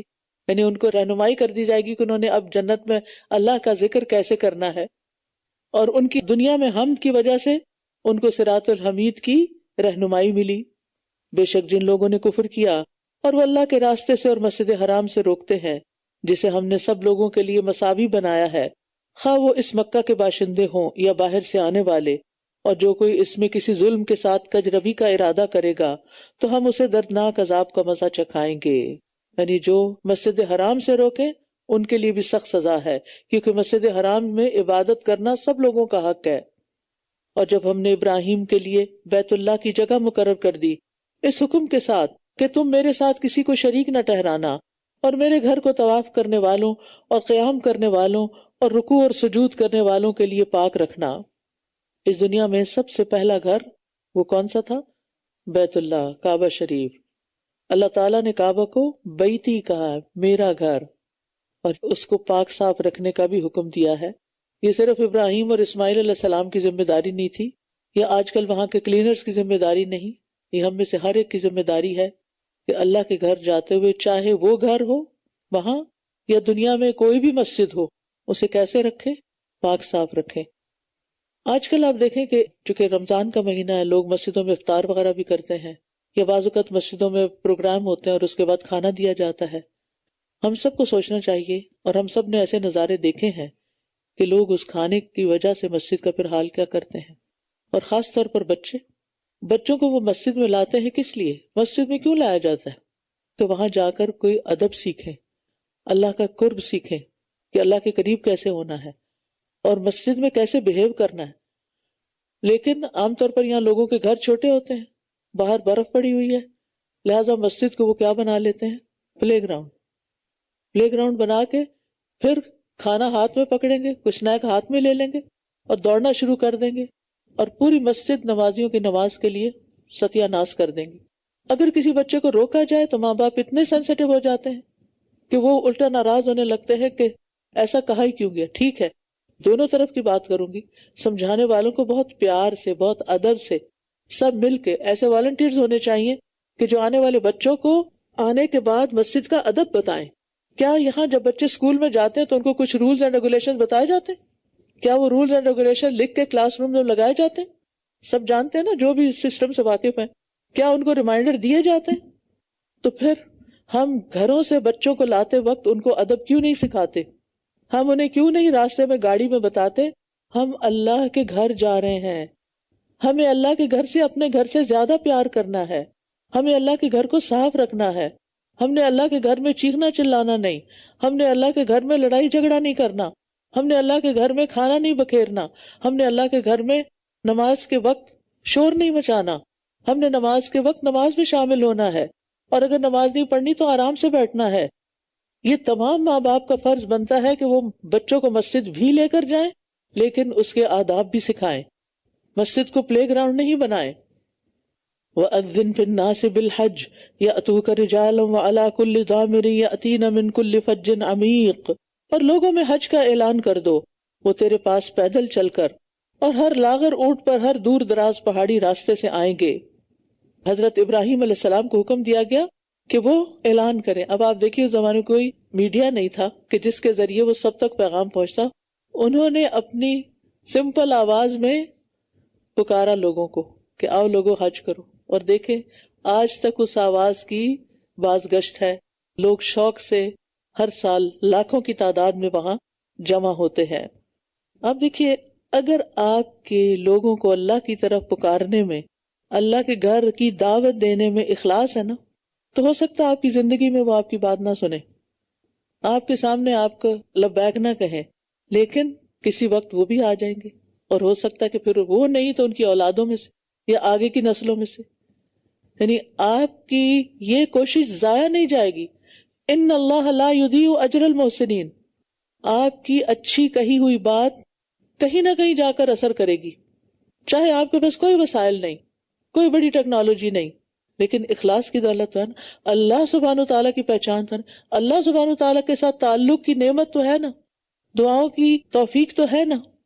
تو جو بھی کرنا چاہتے ہیں کرتے رہیے، نتائج کے اوپر مت جائیے کہ یہ اس چیز کا اتنا نتیجہ نکلا لہٰذا یہ کام کروں گی، اور یہ نتیجہ نہیں نکل رہا تو کام نہیں کرنا. نہیں، جو اچھا کام کرنا ہے، لوگوں کو اللہ کی طرف بلانا ہے، بس بلانا ہے تاکہ وہ اپنے لیے بہت سے فائدے دیکھ سکیں، اور معلوم دنوں میں ان مویشی جانوروں پر اللہ کا نام ذکر کرے جو اس نے انہیں عطا کیے ہیں، تو اس میں سے کھاؤ اور بھوکے محتاج کو بھی کھلاؤ. یعنی حرم میں جا کر صرف عبادت نہیں بلکہ اور بھی بہت سی چیزیں دیکھیں تاکہ ایمان بڑھے. پھر چاہیے کہ وہ اپنا میل کچیل دور کریں اور اپنی نظریں پوری کریں، اور اس قدیم گھر کا خوب طواف کریں. یعنی وہاں کی جو اہم ترین عبادت ہے وہ طواف ہے. نوافل بھی پڑھے لیکن طواف زیادہ. کیوں؟ اس لیے کہ طواف ہم اپنے ملک میں نہیں کر سکتے، وہیں ہو سکتا ہے. تو اس چانس کو خوب اویل کریں، خاص طور پر اگر آپ جوانی کے عمر میں جا رہے ہیں اللہ کے گھر. یہ حکم دیا گیا ہے، اور جو اللہ کی حرمتوں کی تعظیم کرے تو یہ اس کے لیے اس کے رب کے ہاں بہتر ہے. اور تمہارے لیے مویشی جانور حلال کر دیے گئے ہیں سوائے ان کے جو تمہیں پڑھ کر سنائے جاتے ہیں. بس بتوں کی گندگی سے بچو اور جھوٹی بات سے بھی اجتناب کرو. استغفر اللہ. اللہ ہی کے لیے یکسو ہو کر اس کے ساتھ کسی کو شریک نہ کرنے والے، اور جو کوئی اللہ کے ساتھ کسی کو شریک ٹھہراتا ہے تو گویا وہ آسمان سے گر پڑا، پھر پرندے اسے اچک لے جائیں یا ہوا اسے کسی دور دراز جگہ میں گرا دے. شرک کرنے والا آسمان سے گرنے والے پرندے کی طرح ہے کہ جو پھر ہلاکت میں جا پڑتا ہے. یہ اس طرح ہے. اور جو کوئی اللہ کی نشانیوں کی تعظیم کرتا ہے تو یقیناً یہ دلوں کے تقوی میں سے ہے. یعنی شاعر اللہ کی تعظیم بتاتی ہے کہ انسان کا اللہ سے مضبوط تعلق ہے. تمہارے لیے ان چوپایوں میں ایک مقرر وقت تک کچھ فائدے ہیں، پھر ان کے حلال ہونے کی جگہ اس قدیم گھر کی طرف ہے. یعنی جانوروں میں اللہ تعالیٰ نے انسانوں کے لیے بہت سے فائدے رکھ دیے ہیں، اور ہر امت کے لیے ہم نے قربانی کا ایک طریقہ مقرر کیا ہے تاکہ وہ ان مویشی جانوروں پر اللہ کا نام لیں جو اس نے انہیں عطا کیے ہیں. بس تمہارا معبود ایک ہی معبود ہے، لہٰذا تم اسی کے فرما بردار بن جاؤ اور عاجزی کرنے والوں کو خوشخبری سنا دیجئے. یہاں بھی پتہ چل رہا ہے کہ جانوروں کو ذبح کرتے وقت اللہ کا نام لیا جائے. مخبتین کون ہیں؟ الذین اذا ذکر اللہ وجلت قلوبہم، وہ لوگ کہ جب اللہ کا ذکر کیا جاتا ہے تو ان کے دل کانپ اٹھتے ہیں، اور جو مصیبت انہیں آ پہنچتی ہے اس پر صبر کرنے والے ہیں اور نماز قائم کرنے والے ہیں. اور جو رزق ہم نے انہیں دیا ہے اس میں سے وہ خرچ کرتے ہیں۔ یہ 4 صفات ہیں اللہ کے سامنے جھکنے والوں کی، عاجزی کرنے والوں کی۔ اور قربانی کے بڑے جانور، ہم نے انہیں تمہارے لیے اللہ کی نشانیاں بنایا ہے، ان میں تمہارے لیے بہت بھلائی ہے، بس انہیں صف بستہ کھڑا کر کے ان پر اللہ کا نام لو، پھر جب ان کے پہلو زمین پر لگ جائیں تو ان میں سے کچھ کھاؤ اور قناعت کرنے والے اور سوال کرنے والے کو بھی کھلاؤ۔ اسی طرح ہم نے ان کو تمہارے لیے مسخر کیا ہے تاکہ تم شکر ادا کرو۔ یعنی اونٹ کو لٹا کے ذبح نہیں کیا جاتا، کھڑا کر کے نحر کیا جاتا ہے، اور پھر اللہ کا نام لے کر نحر کرنا چاہیے، اور جب نحر کر چکو تو پھر گوشت بھی کھاؤ۔ یہ نہیں کہ ہم نے تو اللہ کے نام پہ کیا جو مرضی اٹھا کے لے جائے، یعنی اس کو پکاؤ بھی، کھاؤ بھی اور کھلاؤ بھی۔ لَن يَنَالَ اللَّهَ لُحُومُهَا وَلَا دِمَاؤُهَا، اللہ کو نہ تو ان کے گوشت پہنچتے ہیں اور نہ ہی ان کے خون، لیکن اس کو تمہارا تقوی پہنچتا ہے۔ اسی طرح اس نے انہیں تمہارے لیے مسخر کیا ہے تاکہ تم اس بات پر اللہ کی بڑائی بیان کرو جو اس نے تمہیں ہدایت دی، اور نیکی کرنے والوں کو خوشخبری سنا دیجیے۔ یعنی دل کے تقوی کے ساتھ قربانی کرنے کا حکم ہے، اور تکبیر کہہ کے اللہ کی بزرگی اور بڑائی بیان کرنا ہے۔ ان اللہ یدافع عن الذین آمنوا ان اللہ لا يحب كل خوان کفور، بے شک اللہ ان لوگوں کا دفاع کرتا ہے جو ایمان لائے، بے شک اللہ کسی خیانت کار بہت ناشکرے کو پسند نہیں کرتا۔ اللہ تعالی ہم سے یہ دونوں چیزیں دور کر دے۔ اذن للذین یقاتلون بانہم ظلموا وان اللہ علی نصرہم لقدیر، جن لوگوں سے جنگ کی جا رہی ہے انہیں اجازت دے دی گئی ہے، یعنی ان سے جنگ کی جا رہی ہے تو انہیں بھی اجازت دے دی گئی ہے کہ وہ بھی بدلہ لے سکیں، پہلے اس سے منع کیا گیا تھا۔ جن لوگوں سے جنگ کی جا رہی ہے انہیں اجازت دے دی گئی ہے کیونکہ ان پر ظلم کیا گیا ہے، اور بے شک اللہ ان کی مدد کرنے پر خوب ہی قدرت رکھنے والا ہے۔ یعنی ایمان والوں کی تعداد اگرچہ کم ہے لیکن اللہ تعالیٰ ان کو غالب کر سکتا ہے۔ یہ وہ لوگ ہیں جو صرف اس لیے اپنے گھروں سے نکالے گئے کہ وہ کہتے ہیں ہمارا رب اللہ ہے، اور اگر اللہ لوگوں کو ایک دوسرے کے ذریعے دور نہ کرتا تو خانقاہیں اور گرجے اور یہود کی عبادت گاہیں اور وہ مسجدیں ضرور منہدم کر دی جاتی جن میں اللہ کا نام بکثرت لیا جاتا ہے، اور یقیناً اللہ ضرور اس کی مدد کرے گا جو اس کے دین کی مدد کرتا ہے۔ وَلَيَنْصُرَنَّ اللَّهُ مَن يَنْصُرُهُ، کتنا پکا وعدہ ہے، واو قسم کے لیے، لام تاکید کے لیے، نون مشدد تاکید کے لیے۔ پھر بھی یقین نہیں آتا کہ اگر ہم اللہ کے دین کی مدد کریں گے تو ہماری بھی مدد ہو جائے گی، دنیا میں بھی اور آخرت میں بھی۔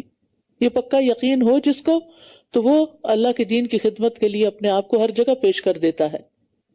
بے شک اللہ یقیناً بہت قوت والا، بہت زبردست ہے۔ الذین ان مکناہم فی الارض اقاموا الصلاۃ وآتوا الزکوٰۃ، یہ ایسے لوگ ہیں کہ اگر ہم انہیں زمین میں اقتدار دیں تو یہ نماز قائم کریں گے اور زکوٰۃ ادا کریں گے اور نیکی کا حکم دیں گے اور برائی سے روکیں گے، اور تمام کاموں کا انجام کار اللہ ہی کے اختیار میں ہے۔ اور اگر یہ لوگ آپ کو جھٹلاتے ہیں تو ان سے پہلے قوم نوح، عاد اور سمود بھی جھٹلا چکے ہیں، یعنی اپنے اپنے پیغمبروں کو انہوں نے جھٹلا دیا تھا۔ وہ قوم ابراہیم و قوم لوط، اور قوم ابراہیم اور قوم لوط نے بھی جھٹلایا تھا۔ وہ اصحاب مدین، اور مدین کے رہنے والوں نے بھی جھٹلایا، اور موسیٰ بھی جھٹلائے گئے۔ تو میں نے کافروں کو مہلت دی، پھر میں نے انہیں پکڑ لیا، تو کیسا تھا میرا عذاب۔ یعنی پھر دیکھو ان سب قوموں کا حال کیا ہوا، یعنی جھٹلانے کا انہیں کوئی فائدہ نہیں ہوا، الٹا نقصان ہی ہوا۔ پھر کتنی ہی بستیاں تھیں جنہیں ہم نے ہلاک کر دیا جبکہ وہ ظالم تھیں، تو وہ اپنی چھتوں پر اوندھی گری پڑی ہیں، اور کتنے ہی کنویں بیکار اور پختہ محل ویران پڑے ہیں۔ یعنی عذاب آنے کے بعد پھر ان بستیوں میں آج تک کوئی رہا بسا نہیں۔ اللہ نے ان کو مہلت بھی دی، اگر وہ فائدہ اٹھا کے ایمان لے آتے تو بچ جاتے، لیکن انہوں نے کچھ فائدہ نہیں اٹھایا۔ کیا بھلا یہ زمین میں چلے پھرے نہیں کہ ان کے لیے ایسے دل ہوتے جن کے ساتھ یہ سمجھتے، یا ایسے کان ہوتے جن سے یہ سن سکتے؟ بس بے شک بات یہ ہے کہ آنکھیں ہی اندھی نہیں ہوتی بلکہ وہ دل اندھے ہو جاتے ہیں جو سینوں میں ہیں۔ ایک تو اس آیت میں عبرت اور نصیحت کے لیے سفر کرنے کا حکم دیا جا رہا ہے، افلم یسیروا فی الارض، اور پھر زمین میں کہیں بھی انسان سفر کر کے جائے، ویکیشنز پہ جائے یا کسی خاص عبادت کے لیے جیسے مکہ یا مدینہ وغیرہ جائے، تو انسان کو سفر کے دوران غور و فکر ضرور کرنا چاہیے، اور وہ بھی نتیجہ خیز غور و فکر، کیونکہ اللہ نے یہ دل اسی لیے دیا ہے کہ ہم جب آنکھوں سے کچھ دیکھیں اور کانوں سے سنیں تو پھر اس سے بھی کام لیں، اور اس سے اصل میں لینے کا کام کیا ہے کہ نصیحت حاصل کریں. لیکن جس کا دل بصیرت سے خالی ہوتا ہے وہ نصیحت حاصل نہیں کرتا، کیونکہ ایک ہے آنکھوں کی بینائی اور ایک ہے دل کی بینائی. تو جس کا دل بینا نہیں وہ بڑی سے بڑی نشانی دیکھ کر بھی کوئی سبق نہیں حاصل کرتا، اور یہ آپ سے عذاب جلدی مانگتے ہیں، اور اللہ ہرگز اپنے وعدے کے خلاف نہ کرے گا. اور بے شک آپ کے رب کے نزدیک ایک دن تمہاری گنتی کے 1000 سال کے برابر ہے. اور کتنی ہی بستیاں ہیں جنہیں میں نے ڈھیل دی جبکہ وہ ظلم کر رہی تھیں، پھر میں نے انہیں پکڑ لیا اور میری ہی طرف لوٹ کر آنا ہے. یعنی عذاب دینے سے پہلے اللہ کا قانون مہلت کام کرتا ہے، مہلت دی جاتی ہے تاکہ لوگ باز آ جائیں. قُلْ يَا أَيُّهَا النَّاسُ إِنَّمَا أَنَا لَكُمْ نَذِيرٌ مُبِينٌ، کہہ دیجئے اے لوگوں میں تو تمہارے لیے ایک صاف صاف خبردار کرنے والا ہوں. یعنی میں عذاب لانے والا نہیں ہوں، بس کھلم کھلا ڈرانے والا ہوں، خبردار کرنے والا ہوں. بس وہ لوگ جو ایمان لائے اور انہوں نے نیک عمل کیے ان کے لیے بخشش اور عزت والا رزق ہے. بخشش اور عزت والا رزق ہے دنیا میں بھی اور آخرت میں بھی، کیونکہ مومن جو ہے پھر وہ صرف حلال کی طرف جاتا ہے جو صرف اس کا حق ہوتا ہے. اور وہ لوگ جو ہماری آیات کو نیچا دکھانے کی کوشش کرتے ہیں یہی لوگ جہنم کے ساتھی ہیں. اور ہم نے آپ سے پہلے بھی جس رسول اور نبی کو بھیجا جب اس نے کوئی تمنا کی تو شیطان نے اس کی تمنا میں خلل ڈال دیا. بس جو کچھ شیطان ڈالتا ہے اللہ اسے مٹا دیتا ہے، پھر اللہ اپنی آیات کو مضبوط کر دیتا ہے. اور اللہ خوب علم والا، خوب حکمت والا ہے. یعنی اللہ تعالیٰ ہمیشہ شیطان کی ڈالی ہوئی رکاوٹوں کو دور کر کے دین کا کام پورا کر دیتا ہے جتنا وہ چاہتا ہے. اور شیطان کا کام بھی یہی ہے کہ وہ اللہ کی آیات کے بارے میں شکوک و شبہات پیدا کرتا ہے، لیکن جو لوگ ہدایت چاہتے ہیں پھر اللہ تعالیٰ ان کو ہدایت دے دیتا ہے. لِيَجْعَلَ مَا يُلْقِي الشَّيْطَانُ فِتْنَةً لِلَّذِينَ فِي قُلُوبِهِمْ مَرَضٌ، تاکہ جو خلل شیطان ڈالتا ہے وہ اسے ان لوگوں کے لیے آزمائش بنا دے جن کے دلوں میں بیماری ہے اور جن کے دل سخت ہیں. اور بے شک ظالم لوگ دور کی مخالفت میں ہیں. کن کے دل سخت ہیں؟ جو کفر اختیار کرتے ہیں. اور بیماری کن کے دلوں؟ منافقین کے دلوں میں. تو یہ فتنے میں پڑ جاتے ہیں. اور تاکہ وہ لوگ جو علم دیے گئے ہیں جان لیں کہ واقعی یہ آپ کے رب کی طرف سے حق ہے تو وہ اس پر ایمان لے آئیں، پھر ان کے دل بھی اس کے لیے عاجزی کریں. اور بے شک اللہ ان لوگوں کی جو ایمان لائے سیدھے رستے کی طرف ضرور رہنمائی کرنے والا ہے. یعنی ایمان والے جو ہیں وہ شیطان کے شکوک و شبہات سے بچ جاتے ہیں، یا پھر آ جائے کوئی شک تو اللہ تعالیٰ ان کو اس سے نکال دیتا ہے، کیونکہ وہ اس کو ریجیکٹ کرتے ہیں، اس کو اپنے اندر ٹھہرنے نہیں دیتے. وسوسے کے آنے کے بعد اس کو لوگوں کے ساتھ ڈسکس نہیں کرتے. اور جن لوگوں نے کفر کیا وہ اس کی طرف سے شک میں رہیں گے یہاں تک کہ قیامت کی گھڑی اچانک ان کے پاس آ جائے، یا ان کے پاس بانجھ کر دینے والے منحوس دن کا عذاب آ جائے. یعنی بانجھ دن قیامت کا دن ہے، کیونکہ اس کے بعد کوئی اور دن نہیں ہوگا. اب تو ہر دن سے ایک اور دن نکل آتا ہے، لیکن قیامت کے دن آخری دن، اسی لیے اس کو آخرت کہا جاتا ہے کہ اس سے کوئی اور دن پیدا نہیں ہوگا، بس اینڈ آف دا ورلڈ. الملک یومئذ للہ یحکم بینہم، ساری بادشاہت اس دن اللہ ہی کے لیے ہوگی، وہ ان کے درمیان فیصلہ کرے گا. تو جو لوگ ایمان لائے اور انہوں نے نیک عمل کیے وہ نعمتوں والی جنت میں ہوں گے. دنیا میں عارضی بادشاہت اللہ جس کو چاہے دے دے، لیکن قیامت کے دن دنیا کا کوئی بادشاہ نہیں ہوگا. اس دن بادشاہت صرف اللہ سبحانہ تعالیٰ ہی کے لیے ہوگی. والذین کفروا وکذبوا بآیاتنا فاولئک لہم عذاب مہین، اور جن لوگوں نے کفر کیا اور ہماری آیات کو جھٹلایا تو ایسے لوگوں کے لیے رسوا کن عذاب ہے. والذین ہاجروا فی سبیل اللہ ثم قتلوا او ماتوا لیرزقنہم اللہ رزقا حسنا، اور جن لوگوں نے اللہ کے راستے میں ہجرت کی پھر وہ قتل کر دیے گئے یا مر گئے، اللہ انہیں ضرور اچھا رزق عطا کرے گا، اور بے شک اللہ ہی سب سے بہترین رزق دینے والا ہے. پہلے عام مومنوں کا ذکر کیا گیا تھا، اب خاص مومنوں کا ذکر ہے جنہوں نے اللہ کی خاطر اپنے وطن، اپنے گھر بار، اپنے عزیز و رشتہ دار، اپنے کاروبار سب کچھ چھوڑ دیا اور اپنے ایمان کو بچانے کے لیے وہ اپنے علاقوں سے نکل گئے.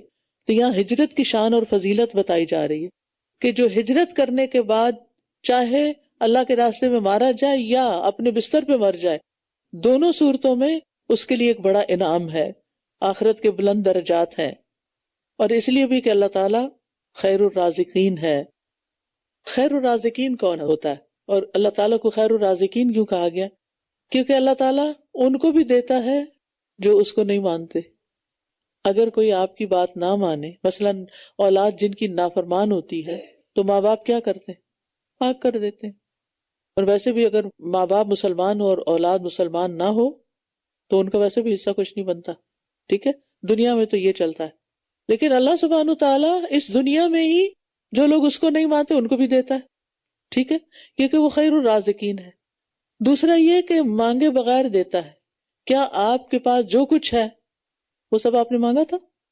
آج گھر جا کے دیکھیے گا کتنی چیزیں ہیں آپ کے پاس جو آپ نے سوچی بھی نہیں، مانگی بھی نہیں، طلب بھی نہیں کی، پھر بھی اللہ نے آپ کو دی۔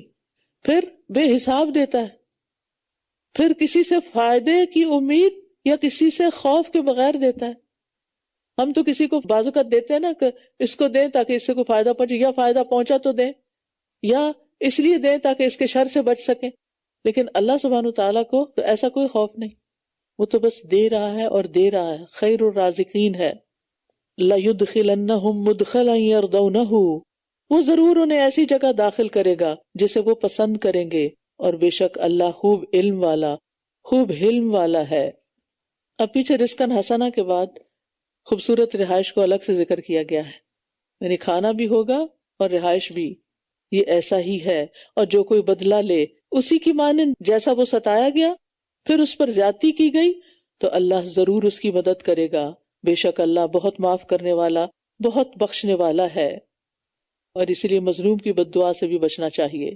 یہ اس لیے کہ اللہ ہی رات کو دن میں اور دن کو رات میں داخل کرتا ہے، اور یہ کہ اللہ خوب سننے والا، خوب دیکھنے والا ہے۔ یعنی اللہ جو مظلوم اور بے نوا کی مدد کرتا ہے وہ اس لیے ہے کہ اللہ کے لیے کچھ مشکل نہیں، وہ دن کو رات، رات کو دن بنا دیتا ہے، تو مظلوم کی مدد کیوں نہیں کرے گا؟ وہ ضرور کرے گا۔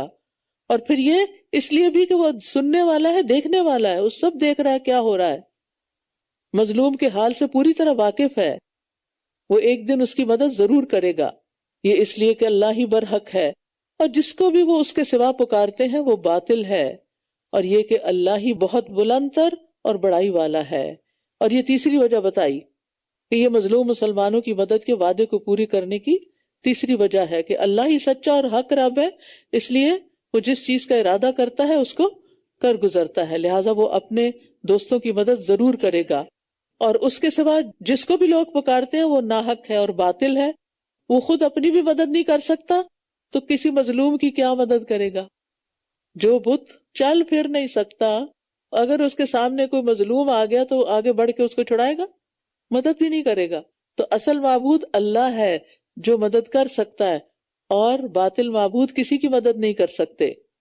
اور پھر یہ اللہ تعالیٰ کی دو صفات بیان کی گئی کہ العلی ہے، الکبیر ہے، اس لیے بھی اللہ تعالیٰ مظلوم مسلمانوں کی مدد ضرور کرے گا، اور اس نے کی اور اب بھی کرے گا۔ کیا آپ نے دیکھا نہیں کہ اللہ ہی نے آسمان سے پانی اتارا تو اس سے زمین سرسبز ہو گئی؟ بے شک اللہ بہت باریک بین، خوب خبر رکھنے والا ہے۔ اسی کا ہے جو کچھ آسمانوں میں ہے اور جو زمین میں ہے۔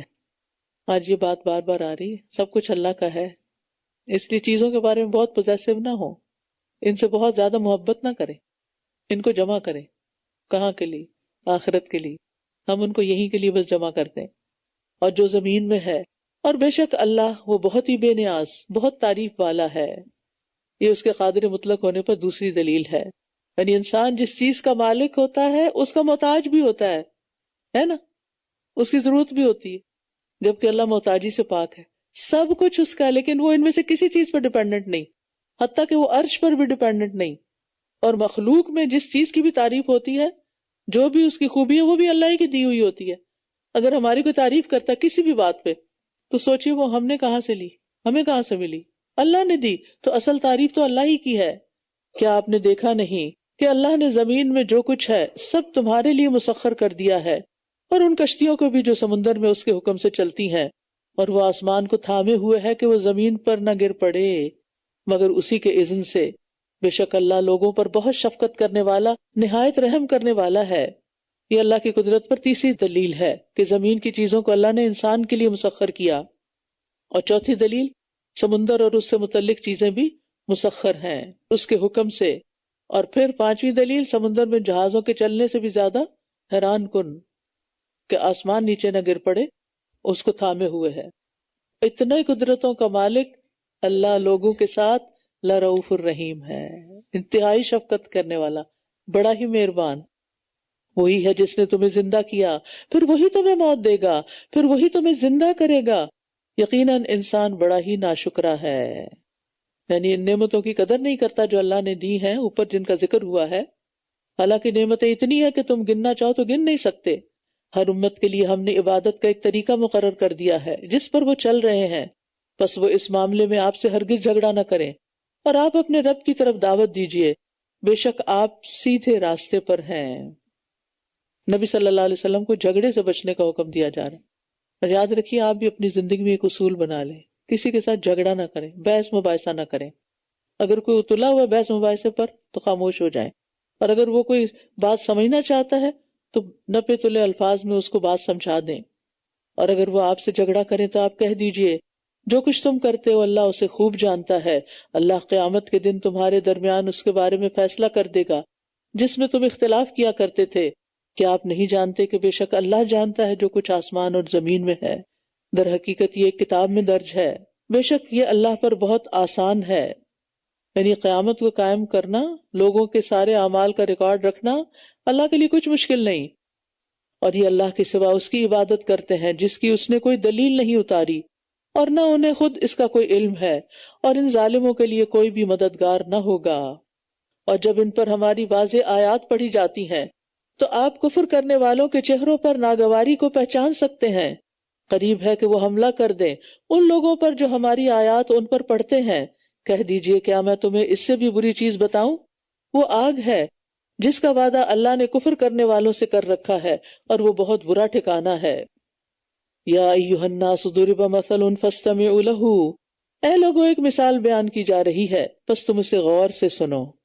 بے شک وہ سب جنہیں تم اللہ کے سوا پکارتے ہو وہ ایک مکھی بھی پیدا نہیں کر سکتے، اور اگرچہ وہ سب اس کام کے لیے جمع ہو جائیں، اور اگر مکھی ان سے کوئی چیز چھین لے جائے تو وہ اس سے اسے چھڑا بھی نہیں سکتے. کتنا کمزور ہے طلب کرنے والا اور جس سے طلب کیا جاتا ہے. یا ایھا الناس سے مراد یہاں مشرکین ہیں، شرک کرنے والوں کو چیلنج کیا جا رہا ہے کہ اس مثال کو توجہ سے سنو کہ اللہ کے سوا ساری دنیا بھی اکٹھی ہو جائے تو ایک مکھی نہیں بنا سکتی، اور مکھی اگر تمہارے سے اگر چھوٹی سی کوئی چیز لے جائے تو تم واپس بھی نہیں لا سکتے. انہوں نے اللہ کی قدر نہیں کی جیسا کہ اس کی قدر کرنے کا حق ہے. کہ اللہ نے مکھی نہیں کیا کچھ بنا رکھا ہے، یہ صرف وہی ہے خالق، وہی ہے بنانے والا. بے شک اللہ یقیناً بہت قوت والا، بہت زبردست ہے. تو بات یہ ہے کہ لوگ اگر اللہ کی عظمت و کمال کو جان لیں، عظمت و جلال کو جان لیں، کبھی شرک نہ کریں، کبھی کسی اور کی طرف سر اٹھا کے نہ دیکھیں. اللہ یستفی من الملائکۃ رسلا ومن الناس ان اللہ سمیع بصیر. اللہ فرشتوں میں سے اور انسانوں میں سے پیغام پہنچانے والوں کو چن لیتا ہے، بے شک اللہ خوب سننے والا، خوب دیکھنے والا ہے. تو بات یہ ہے کہ اللہ ہی کا فیصلہ ہوتا ہے کہ وہ کس سے کیا کام لینا چاہتا ہے. اللہ سبحانہ وتعالیٰ نے محمد صلی اللہ علیہ وسلم کے دل کو سب انسانوں کے دل سے بہترین پایا تو ان کو اپنے آخری نبوت کے لیے چن لیا، اور صحابہ کے دلوں کو باقی انسانوں کے مقابلے میں اچھا پایا تو ان کو اپنے نبی کی صحبت کے لیے چن لیا. تو اللہ جب کسی کو چنتا ہے تو اس کا دل دیکھتا ہے، لہٰذا ہمیں بھی سب سے زیادہ فکر اس کی ہونی چاہیے، یہاں کیا پکڑا ہے، یہاں کیا ہو رہا ہے، یہاں کیا خیالات ہیں، اللہ سے کتنی محبت ہے، ایمان کتنا ہے، یقین کتنا ہے، توکل کتنا ہے، اخلاص کتنا ہے، اللہ کی خشیت کتنی ہے، تقوی کتنا ہے، احسان کے درجہ کیسا ہے. یہ سب کچھ یہاں پر ہو رہا ہوتا ہے. تو اللہ اپنے بندوں کو بہترین دلوں کو چن لیتا ہے. تو انشاءاللہ جتنا جتنا دل اچھا ہوگا، خالص اللہ کے لیے ہوگا، اتنا ہی زیادہ اللہ کے لیے اچھے اچھے کاموں کی توفیق بھی ملتی جائے گی. وہ جانتا ہے جو ان کے آگے ہے اور جو ان کے پیچھے ہے، اور اللہ ہی کی طرف تمام امور لوٹائے جاتے ہیں. یعنی کوئی مقرب بندے، فرشتے، انبیاء بھی اس کائنات کو نہیں چلا سکتے، اللہ ان پر بھی نگران ہے، اور سب معاملات اللہ کی طرف جا رہے ہیں پلٹ کر۔ اللہ کو پتا ان کے آگے پیچھے کیا ہے، وہ خود بھی نہیں جانتے۔ ہمیں یاد رہتا ہے ہماری ماضی میں کیا ہوا تھا، اور ہمیں پتا ہے فیوچر میں کیا ہونے والا، کچھ نہیں۔ اے لوگو جو ایمان لائے ہو، رکوع کرو اور سجدہ کرو اور اپنے رب کی عبادت کرو اور بھلائی کے کام کرو۔ کیوں؟ تاکہ تم فلاح پا جاؤ۔ کامیاب ہونے کے لیے رکوع، سجدہ، عبادت اور نیکیاں یہ ضروری ہے۔ ایمان لانے کے بعد سب سے اہم ترین کام یہ ہے، اسی سے کافر اور مسلم کی پہچان ہے۔ اور وفعل الخیر، عبادت کے ساتھ ہر خیر کا کام، ہر عمل جس کی نیت کر لی جائے کہ یہ اللہ کے لیے ہے، وہ عبادت بن جاتا ہے۔ اٹھنا بیٹھنا، چلنا پھرنا، لینا دینا، کسی کی مدد کرنا، اگر سب کچھ اللہ کی مرضی کے مطابق ہے، اللہ کی خاطر ہے، سبھی عبادت ہے۔ وَجَاهِدُوا فِي اللَّهِ حَقَّ جِهَادِهِ هُوَ اجْتَبَاكُمْ، اور اللہ کی راہ میں جہاد کرو، سخت محنت کرو، جیسا کہ جہاد کرنے کا حق ہے، اس نے تمہیں چن لیا ہے، اور دین کے معاملے میں تم پر کوئی تنگی نہیں رکھی۔ یہ تمہارے باپ ابراہیم کا دین ہے، اس نے یعنی اللہ نے تمہارا نام مسلمان رکھا ہے، اس قرآن سے پہلے بھی اور اس میں بھی، تاکہ رسول تم پر گواہ ہو اور تم لوگوں پر گواہ بنو۔ رسول تمہارے بارے میں گواہی دے اور تم لوگوں کے اوپر گواہ بنو۔ بس نماز قائم کرو اور زکوٰۃ ادا کرو اور اللہ کو مضبوطی سے تھام لو، وہی تمہارا مولا ہے، بس کتنا اچھا دوست اور کتنا اچھا مددگار ہے۔ اس کتاب کے اولین مخاطب صحابہ کرام ہیں کہ اللہ نے ان کو چن لیا تھا، کس کام کے لیے؟ اپنے دین کو پھیلانے کے لیے، دین کو قبول کرنے کے لیے نمبر 1، پھر اسے پھیلانے کے لیے، اور پھر جو اس راستے میں روڑے اٹکا رہے تھے ان کی ڈالی ہوئی مشکلات کو ختم کرنے کے لیے۔ تو اس کام میں وہ سب لوگ شامل تھے، اسی لیے چند ہی سالوں میں اسلام دنیا کے مشرق و مغرب تک پھیل گیا۔ اور پھر اس کے بعد صحابہ کے بعد آپ دیکھیں ایسے لوگ آئے کہ جو یہ کام کرتے رہے، پھر اس میں علماء بھی آئے کہ جنہوں نے دین کو محفوظ کیا، قرآن کو لوگوں کے اندر منتقل کیا، نبی صلی اللہ علیہ وسلم کی احادیث جمع کی۔ امام بخاری کے حالات آپ کو سنائے گئے تھے، کتنی کتنی محنت کی ایک ایک عالم نے، ایک ایک راوی نے۔ تو کس طرح یہ دین ہم تک پہنچا، اگلی نسلوں کا کیا ہوگا؟ اکثر میں سوچتی ہوں کہ جن بچوں کا دن کا ایک بڑا حصہ پبلک سکول میں گزرتا ہے، اور پھر شام کو والدین جابز پر ہوتے ہیں، بچے ٹی وی کے آگے بیٹھے ہوئے ہیں، ویکینڈ پہ پھر کوئی سیر و تفریح کے پروگرام ہے، وہ بچے دین کس وقت سیکھتے ہیں؟ ان کے ایمان کی تقویت کب ہوتی ہے؟ مسجدوں میں کتنے فیصد آتے ہیں، اور نہ آنے والوں کی تعداد دیکھیے۔ نہ گھر میں کچھ سیکھ رہے ہیں کہ ماں باپ کو خود دین کا نہیں پتا، نہ کسی اسلامک اسکول میں جا رہے ہیں، نہ کسی مسجد میں جا رہے ہیں، نہ کسی حلقہ میں شریک ہو رہے ہیں۔ کیا بنے گا نسلوں؟ کیا بنے گا؟ صرف زبانی کلامی لا الہ الا اللہ پڑھ لینا تو کافی نہیں۔ تو اس لیے خواتین کے اندر بھی ایسی خواتین ہونی چاہیے کہ جو دین کو اچھی طرح سمجھ کر دوسروں کو سکھانے والی ہوں، تاکہ اپنے آس پاس والوں کی خبر ہو۔ اللہ نے اگر آپ کو چن لیا نا قرآن سیکھنے کے لیے، تو اپنے آپ کو پیش کریں کہ آپ سکھانے والوں میں بھی شامل ہوں۔ اور یہاں ابراہیم علیہ السلام کو باپ کہا گیا ہے، کیونکہ عرب کے اکثر لوگ انہی کی اولاد میں سے تھے، اور روحانی طور پر ساری امت مسلمہ کے باپ ہیں۔ پھر ایک اہم بات یہ کہ اللہ نے ہمارا نام مسلمان رکھا ہے، لیکن ہم مسلمان بعد میں ہیں اور کئی اور چیزیں پہلے۔ تو اللہ تعالیٰ کے انعامات پر شکر ادا کرنے کا طریقہ کیا ہے؟ اللہ کو مضبوطی سے تھام لیں، یعنی اس کے احکامات کو تھام لیں، اس کا سہارا پکڑیں، کیونکہ وہ بہترین مولا اور بہترین مددگار ہے۔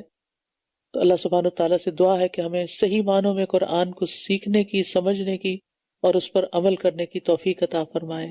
تو آخری میسج دیکھیے 78 آیت کا، پارے کا آخری میسج، فَأَقِيمُوا الصَّلَاةَ وَآتُوا الزَّكَاةَ وَاعْتَصِمُوا بِاللَّهِ۔ یہ تین کام ہے کرنے کے۔ ہر مشکل میں اللہ کو پکڑنا ہے، اللہ کو تھامنا، اللہ کے آگے فریادیں کرنی ہیں۔ هُوَ مَوْلَاكُمْ، وہ اصل مولا ہے، وہ کام بنانے والا ہے، نعم المولا و نعم النصیر، اس سے اچھا کوئی مولا نہیں، وہ سب سے بہترین مددگار ہے، تو اسے چھوڑ کے کہاں جانا ہے؟ تو اللہ تعالیٰ ہمیں توفیق دے کہ ہم ان چیزوں پر عمل کر سکیں۔ وآخر دعوانا ان الحمد للہ رب العالمین. سبحانک اللہم وبحمدک، اشہد ان لا الہ الا انت، استغفرک واتوب الیک. السلام علیکم ورحمۃ اللہ وبرکاتہ.